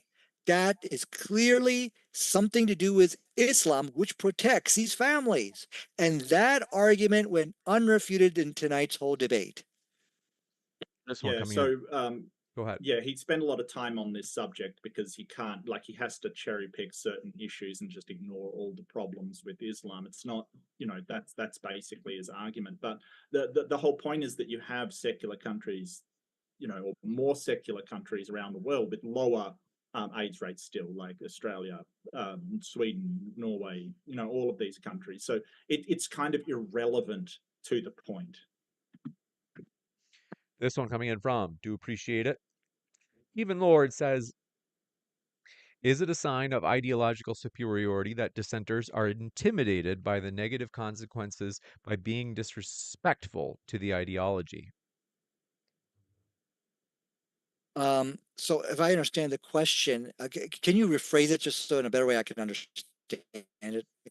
Let's see. I'll try to read it again because I agree. Yeah. It's hard to. They say, is it a sign of ideological superiority with Islam that people who disagree with it are intimidated by the negative consequences? Oh, okay. Yeah, that's very easy to answer. There is no such thing in Islam where if you disagree, you criticize Islam, that you are intimidated or killed. This is all complete nonsense. This is false propaganda, which is being spread all over the internet. There simply is no such thing. And in terms of those people who mock and ridicule Islam, make cartoons, things like that, the Quran has already addressed the matter. And yet we see all this silly propaganda, being spread about this issue. I'm going to just quote for you, if I could just share my screen real quick and we can read the verse together. This is what it talks about for people who mock Islam. It states over here. And when those who disbelieve see you, Muhammad, they take you not except in ridicule, saying, "This is the one. Is this the one who's mentioned who insults your gods?" And it states very clearly over here that you should just basically. I'm sorry. It says already messengers were ridiculed before you. So it states. Where's my reference here? Okay, I don't know what I'm talking about. And when those who disbelieve, behold, they get. Uh, I believe they, that. yeah, hold on a second. Well, this actually, I got messed up with my reference here. Well, basically, the verse which I'm trying to look for, it states over here that it has been already revealed to you that you just basically, those people who mock and ridicule, you are to walk away from them and not to kill them, not to do anything which, is kind of nefarious. That's clear. And that's something which all the scholars, everybody, whether Sunni, Shia, we just walk away from those people and we say, peace be upon you. I can't find my verse, but I'll get it the second time I come up. Sorry about that. Yeah, this isn't indicative of Islam. Like sort of apostasy in Islam is death. The people have been arrested for mocking the Prophet in some of these countries. Like Nadir's basically saying, because this is my opinion, it applies to all of Muslims, where Muslims out there with them. Like I've said again and again, he has no way to resolve any disagreement between them because he hasn't addressed it. This one coming in from, let's see, was that okay? That last question, if you want a last word, I'll give you the last word, Nadir, because the last question is for you, but otherwise, I'm going to go to the next one. Okay. Okay. Yeah, I'm sorry. I finally found my verse. I'm sorry. I didn't know what I was talking about here. Okay. Just Um, super short and pithy, though. yeah. So it says, it has already been revealed to you in the book that when you hear the verses of Allah being denied and mocked at, then sit not with them until they engage in a talk other than that. Nothing about killing, nothing about doing any of these things. For we as Muslims, we do not implement the laws in the Sharia law. This is for the 99.9% Muslims. So listen, when you do see people who behave contrary to chapter 4, verse 140 of the Quran, stop being dishonest and saying this is what Islam teaches when it's right there, smack dab in the middle of your face. It's telling you that you are to basically walk away from them. There's no disagreement among Muslims on this. 100% of all Muslims, Sunni, Shia, whatever, all agree with this. 100%. So Mark's argument has been refuted right there. Is this Nisa for women? Chapter 4, verse Nisa? 140. Yeah, for women. It's instructions to women. This for everybody, dude. This one coming in from, do appreciate your question. Our league says, Nadir, is the Pact of Umar a suitable framework for the treatment of dhimmi once you outbreed Dhimmi. them? Gimme. Thank you. Pact of Umar. So scholars actually say Pact of Umar is a fabrication. So I'll get you a reference for that in just a second over here. But Pact of Umar were if we were to take it seriously, that was the political decisions in a specific area, I think in Syria. So that is not something which comes from the Islamic scripture. So that's again, oh yeah, here's Here is a reference which I was quoting for you. It says this is coming from bu.edu, Pact to Boston University. Let us see what they say about the Pact of Omer. Safari, let me share my screen here. I know this is really hard to read. Let me make it a little bit bigger here. It says there are many variants of the text, and scholars deny that the text as it now stands could have come from the pen of Omar. Okay, so once again, more mumbo jumbo nonsense you're getting from these YouTube videos about the gloom and doom of Islam. And here you see all those arguments that you guys are believing in is being refuted. Says who? This is coming from bu.edu from Boston University website. Okay, from the staff over there. This is Jacob Marcus, Marcus, and you got my reference right over there. Coming in from, do appreciate your question. Max V says, Nadir's position can be summarized as, quote, come to Islam or get your backdoor slammed. Yeah, these are all hecklers. So this is kind of a good sign that, look, people are not really engaging with the content. They're heckling at the arguments. The issue was very clear. The map of Africa and the spread of AIDS was very clear, which is when unrefuted tonight. All the Islamic countries are in the gray. So there is something intrinsic about Islam which protects people from the AIDS virus. That is very clear. And no, but even from the question and answers from Mark Reid, no one has able to refute this argument. And what I'm saying is, look, overall, even if you do find something negative in Islam, it is still worth it. 1 out of every 5 people don't have AIDS in the Islamic world. And if you want to mock and ridicule my argument and say you're getting your butt slammed, I don't have to respond to that. I think the argument's strong and stands as it is. Well, I This do have one something coming to in say. from, Just really go quick, ahead. really pithy. It's odd that you sort of say, well, it's just heckling when you basically chest beat and puff yourself up and say, you're going to be destroyed and you're going to lose and all of this stuff. It becomes hard not to, well, as we'd say in Australia, take the piss out of you because it's ridiculous. Like it really is just a show. You're like a bam-tam rooster strutting around the yard. It's hard not to laugh at that. I'm sorry. This one from Isa says, Nadir, 3500, you stated Islam is the only religion which condemns alcohol. How do you engage others like Mormonism, Sikhism, and Jainism that also hold this position toward alcohol? Now, if I said no, that's clearly not true. I might have misspoken. Thank you, Isa, for correcting me. If I said Islam is the only religion which condemns Seventh-day Adventists. This is a group of Christians who actually don't drink alcohol. I'm sorry, I did not mean. I might have misspoke. But to the right argument, which I am presenting, is that Islam is in once again complete harmony with modern science, in that it condemns alcohol to be drunk, but of course, if there's ever a need and you're compelled to for some reason, as we saw in the verse I quoted for you, then it's okay. But in those rare instances, that is good because that now prevented Muslim women from suffering from fetal alcohol syndrome, as we saw. And I forgot to actually share my study on that in tonight's debate, but I've done it many times in front of Mark, so he's probably aware of it. But one thing we need to understand also, Islam has 2 scientifically correct statements on alcohol. No other religion does. The second one is a correct position that, yeah, there's some good in alcohol, but the overall is worse. So the harm of it far exceeds any good. This is exactly what the Quran teaches. So we have 2 scientifically correct statements on alcohol. No other religion has that. This one coming in from, do appreciate it. Even Lord says, could you steel man each other's positions? Let's say in 3 sentences, each Wow. person using 3 sentences. Well, how would you steel man the other? What do you mean by steel man? Can you give me an example? Just give it in the strongest way, represent their position in the strongest way you can, the most charitable, strongest way. Wow, it's so hard because everything Mark raised got refuted. It's basically if I were to basically steel man his position is secular humanism feels good and it just feels like the right thing to do.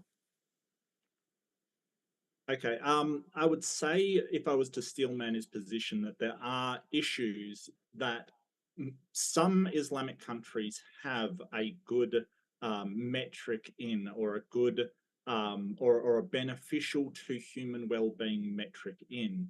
That is probably what I would say. Yeah, I don't know exactly how to stillman that any better. You got it. This one coming in from Even Lord says, would the world have better outcomes if every person was either forced to be an atheist or if everyone was a Muslim? Could you then briefly explain your answer, each of you? I would say that from the Islamic perspective, God intentionally put people on different paths. So you got atheists, Christians, and they all bring something good to the table. So I think, and this is a hard question to sometimes answer, but overall, Islam is superior than all the other religions. Look, Jewish people bring something good, secular humanists. I mean, in tonight's debate, of course, I was slamming it, but yes, there are some good things secular humanism can bring. Everybody brings something good to the table, but Islam overall is a superior ideology. And one of the evidences I presented on that is the European people are disappearing in Europe. They're not having enough babies, and they're going to be replaced with Muslims in the next, I don't know, maybe 100 years or so.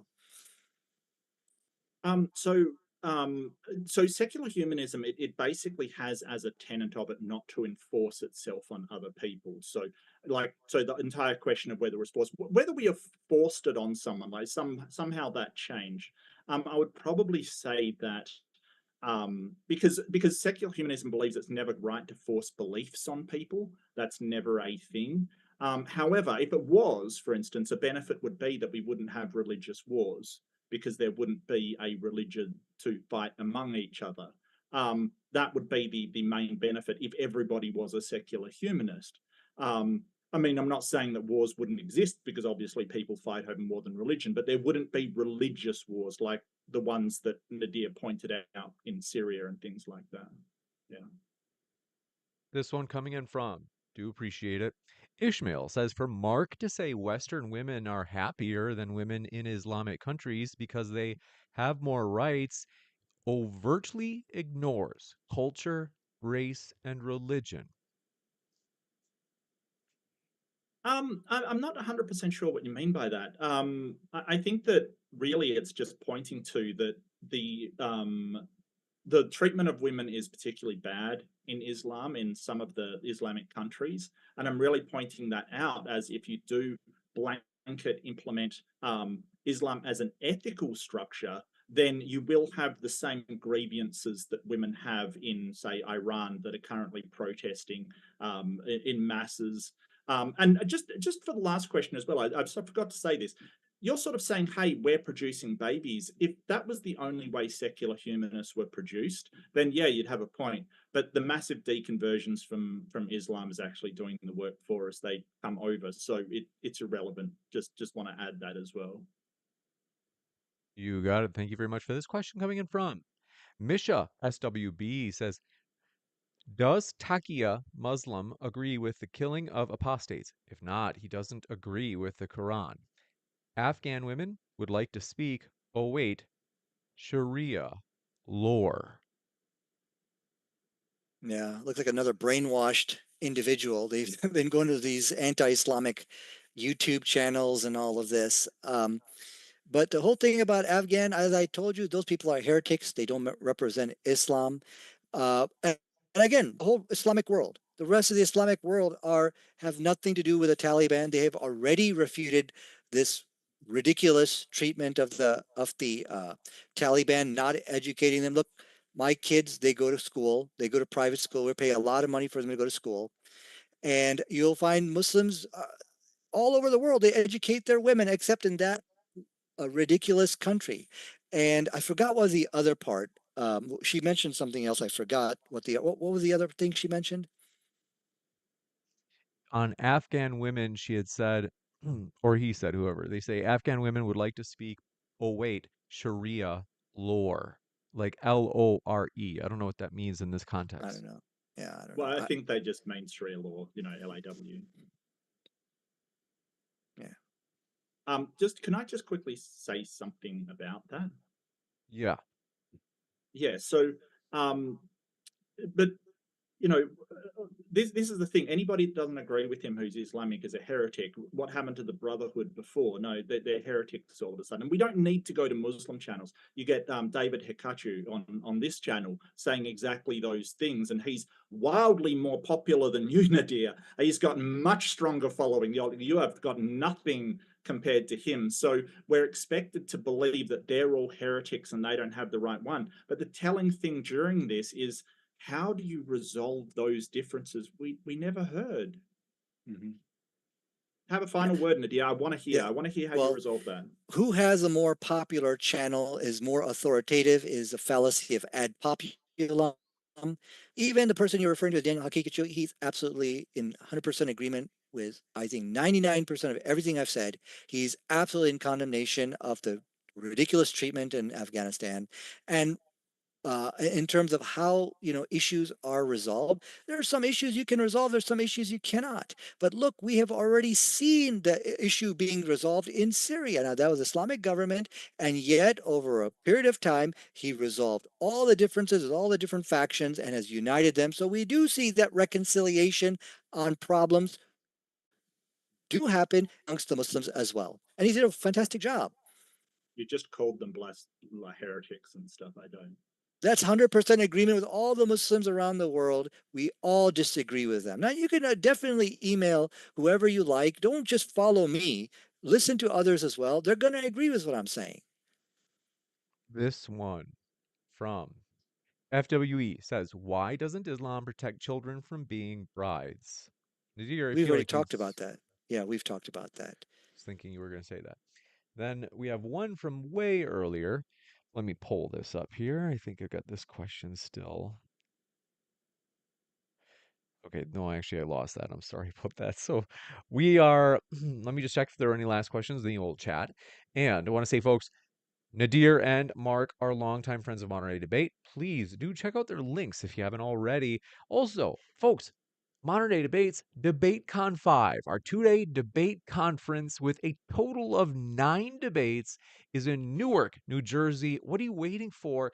As you can see at the bottom right of your screen, Fight the Flat Earth, aka Craig McNeil, will be taking on Andrew Wilson on Christian versus secular humanist ethics, which is better for society. You don't want to miss it. Get your tickets at the link or the link in the description box below. It's in Newark, New Jersey. You don't want to miss it. And if you're from far away, you're like, bro, it'd be awesome. I would love to be involved, but I can't. I'm so far away. All the debates will be streamed live for the public. No paywall, folks. We're giving this conference for free. So even if you're across the world, you can watch it for free. And you're like, oh, I want to be even more involved. We have in the description box an Indiegogo crowdfund where you can, if you want to support the event, if you put a pledge in, you can get cool perks like a signed photo of your favorite speaker, cool stuff like that. So check out those links right now. Want to give a last thank you to Nadir and Mark. Generally, you have any last thoughts, though? Any concluding thoughts? Any final thoughts, as Jerry Springer used to put it, before we do wrap up? Ah, boy, I don't have any.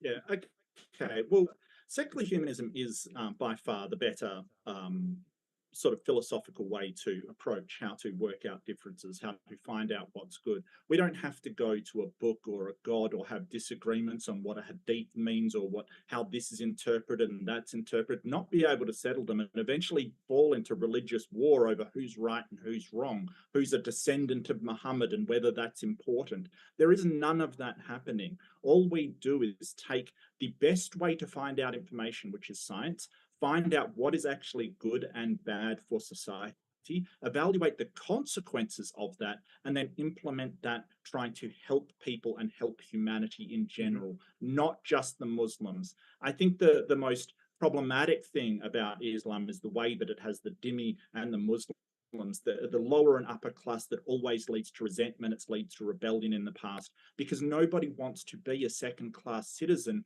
nor should they be.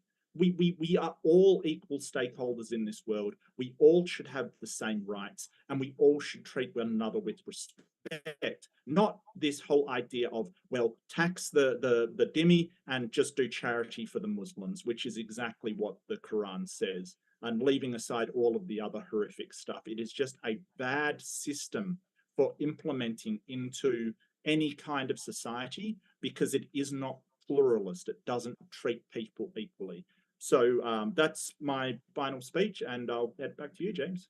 James, I'm sorry, I did have one closing remark, if I could. Okay. Yeah. So I think, what we have saw tonight is if we look at the data, references from WebMD, whatever, it clearly shows that Islam has a positive impact on society. Now, for secular humanism, I did not see anything which shows that it has a positive impact on society. And even if it did, how can it compete with Islam? How can in light of what I have presented tonight, whether talking about healthy babies, giving birth to children which don't have defects in their brains, um, and of course, it was a spread of AIDS, and we also saw that it's clearly in line with what science today says. Science today says abstinence. And then people started questioning the merits of WebMD. Science says, not to engage in certain type of sexual relations. Science says, and Islam is in line with all of what science is saying that was presented tonight. And that's why we see the really good results of families staying together in Africa rather than the mom and dad dying of AIDS and the children are picking up after them. That's just a catastrophe, which we saw tonight's debate. Secular humanism has no answers to these problems, but Islam does, and I've proved that in tonight's debate. We are going to wrap up. Folks, we want to say we do appreciate you. And there is a poll in the live chat. Check that out. And our guests are linked in the description box. I'll be back in just a moment to let you know about upcoming events for Modern Day Debate. But one last thank you to our guests, Nadir and Mark. It's been a true pleasure to host you tonight. Thanks. Oh, thank you, James. Thank you, Nadir. Newark, New Jersey is where Modern Day Debate's next debate conference, DEBATECON 5, is happening, including debates like Dr. Lawrence Krauss against inspiring philosophy Mike Jones on Saturday, February 15th, and Andrew Wilson against atheist Craig McNeil, as well as other debaters, including David Wood and Apostate Prophet. So click below to grab your tickets right now, as some ticket types have already sold out. You don't want to miss out on this cultural moment that's starting Saturday, February 15th in Newark, New Jersey, with 2 full days of debates. So click below to grab your tickets right now so you don't miss out. Ladies and gentlemen, want to say thanks so much for being here. I'm going to open up the old Zoom window, but want to say, as you can see on the far right of your screen, if you are unfamiliar, you're like, what is that thermometer, James? So Indiegogo, if you're new to it, is basically just like GoFundMe, except there are cool perks. So let's say you're like, hey, like, let me know. Oh, let me just adjust these little guys here. If you're like, hey, well, what are the cool perks? Is let's say theoretically, you're like, I'll give like, $10 to this little conference, James, DebateCon 5. Although I got to tell you, it's not little anymore because this conference is growing. I got to tell you, we are so pumped that it's the biggest conference we have had yet. We have got 3 ticket types that have sold out for DebateCon 5. So it's going to be huge. So you can see at the far right, that is the thermometer for our GoFundMe. We have crushed our goal of $2,000. That goes toward covering the flights and the hotel nights for our guests. And like I said, we have crushed the goal of 2,000. We're at 2,100, but you can still support this event because, you guys, it is so expensive. I'm grateful we're doing it. I think we're going to break even, but I've got to tell you, it is so expensive that that's the goal of these conferences. Is it's not to make a profit. If we do have any extra money, I think like one time we had $500 or something, we put it toward the next DebateCon event because this isn't, like I said, for profit. It's because, one, we enjoy it. It's super fun. Just intrinsically, it's a great time. If you've never been to a DebateCon before, now is your chance if you're up in the Northeast. But two, it's also great for Modern Day Debates branding. It is true. We are wanting to expand. We believe YouTube deserves a better class of debate channel, and we're going to give it to them. Modern Day Debate is growing, and it is like a locomotive cruising down the tracks. No matter how many barricades there are in our way, Modern day debate is going to completely crush and destroy them as we continue to grow. I want to say first, thank you so much, folks. We just hit 200 and remind me, where are we at right now? 200 and is it 207,000 subscribers? So we appreciate that more than you know. But regarding DebateCon, I got to tell you, if you are, let's say, like, hey, James, I would like to come. I'm not near New York though, because if you're in New York, it's great. It's only 45 minutes. I mean, you could take an Uber. You're like, well, I'd like to, but I'm in Australia. I live near Mark. Wouldn't it be awesome to have Mark as your neighbor? I like Mark. But the point is this: Mark's your neighbor, and you're like, that's great, but I can't make it a debate con that's so far. Don't worry. You want to get in on the action. You're like, I want to like ask a question during the Q&A. You can do that. That's one of the perks that we offer for the crowdfund. Thanks for your super chat. Richard Belding just flew in. I think Richard is always probably watching at the earlier in the debate. He might have thought we'd still be going now, but the point is this. DebateCon is going to be huge. We are literally, in terms of tickets sold, at more than double for our last conference. But like I said, you're like, well, James, okay, cool. It's got this in-person thing, but tell me, like, what about your little crowdfund? What is that again? Well, I'll show you. See, you can see on screen right now, this is when we launched the crowdfund. You can see it says $75 there. Now we're much higher than that because we have crushed our goal. You can still support the project though. This is what the Indiegogo page looks like, where basically it's like, hey, this is a fundraiser that we have launched in order to support this project.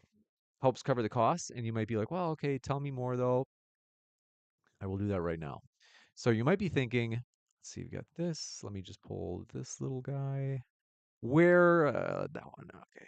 Focusing on the crowdfund. Click and scroll down. There we got this. Maybe you're like, James, okay, what are the perks? Tell me. For example, if you, just at 50 bucks, you're like, hey, I love this channel. It's a ton of free entertainment. By the way, even just the conference itself being free. You think you don't have plans next weekend, February 14th, 15th, and 16th, I should say. You do, because DebateCon is going to be live streamed the entire day for the public. There's no paywall. So if you want to say, hey, you know what? I like this channel a lot. Yeah, I'll throw in 50 bucks. I got to tell you, this is what you'll get. This is an example from DebateCon 4, where we will send you a signed emblem page signed by all the speakers from that day. So, for example, it would be signed by Andrew Wilson, Craig McNeil, aka Fight the Flat Earth, Inspiring Philosophy, David Wood, Apostate Prophet, Lawrence Krauss. All those speakers would sign it, and then we send it to you right where you live. No joke. We actually ship globally now. So we didn't offer that in the past, but now we really do send these cool perks to anywhere in the world. So if you're in England, if you're in Australia, we will send you this cool perk. It's full page with the DebateCon emblem and with those signatures of speakers. You can also get a signed photo if you want. If you're like, no, that'd be kind of cooler. I'd like a signed photo. Cool. But check out those perks. I'll give you, here's a quick little list. Perks list. If you throw in $5, you're like, hey, just want to throw in a few bucks. Appreciate your help. Basically less than the price of a cup of coffee today. We invite you, check out the Indiegogo link in the description box. That really does help.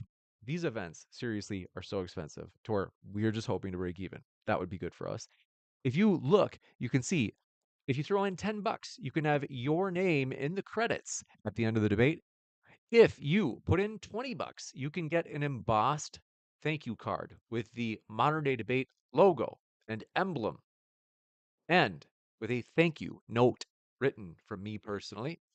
You can also, if you put in at $50, get the signed emblem page that I just showed you. You can get it for either the religion atheism speakers or the political speakers. Or if you're like, hey, $75, you can actually get both. So all the speakers from the religion atheism day, plus another one that is all the signatures from the political speakers day. Or maybe you're like, hey, I actually want a signed photo of Lawrence Krauss. We can do that. That is a perk, as you can see there, $90. And then if you want to ask a question during the Q&A, basically it would be dictated. So in other words, you could send me an email where you say, hey, I'm one of the people that put in at the Q&A sponsor question level. James, I want you to ask this question to Dr. Lawrence Krauss or David Wood or Apostate Prophet. And then I would read it live and say, hey, this is from so-and-so back home. They asked this question. And last but not least, a one-on-one Zoom chat with me. I got to tell you, folks, we were excited about this conference. It's going to be huge. But you might be thinking like, hey, where did you say that was, James? It's in Newark, New Jersey. There are some people flying in from England. No joke, which is crazy. I'm just blown away by the amount of people that just keep signing up. Like I said, we have the VIP tickets, which have actually sold out for both days. So thank you so much to everybody who supported at that level. And I got to tell you guys, we're absolutely pumped. What do you think about this?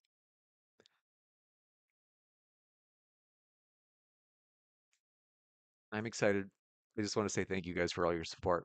This is honestly, I'm honestly so happy that these conferences are just getting better and better. They're getting bigger and bigger in terms of the speakers, and I'm just so grateful for everybody's support. Seriously, the crowdfund hitting the 2,000 mark was awesome. Basically crushing our goal.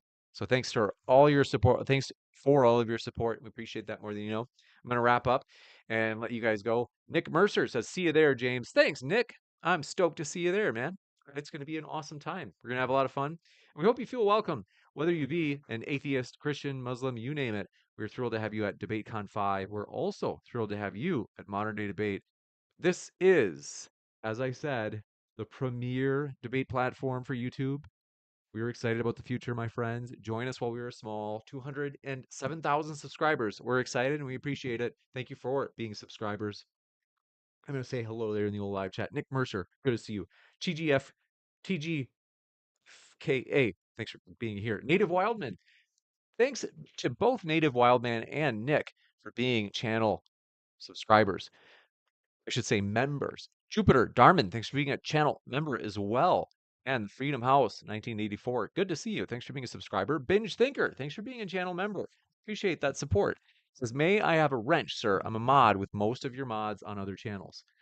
I'm open to that. The only thing is, Bob usually approves people. So I think now it's MXXD who approves people. There is actually kind of like a process where we just really want to make sure that people will be fair in the old live chat.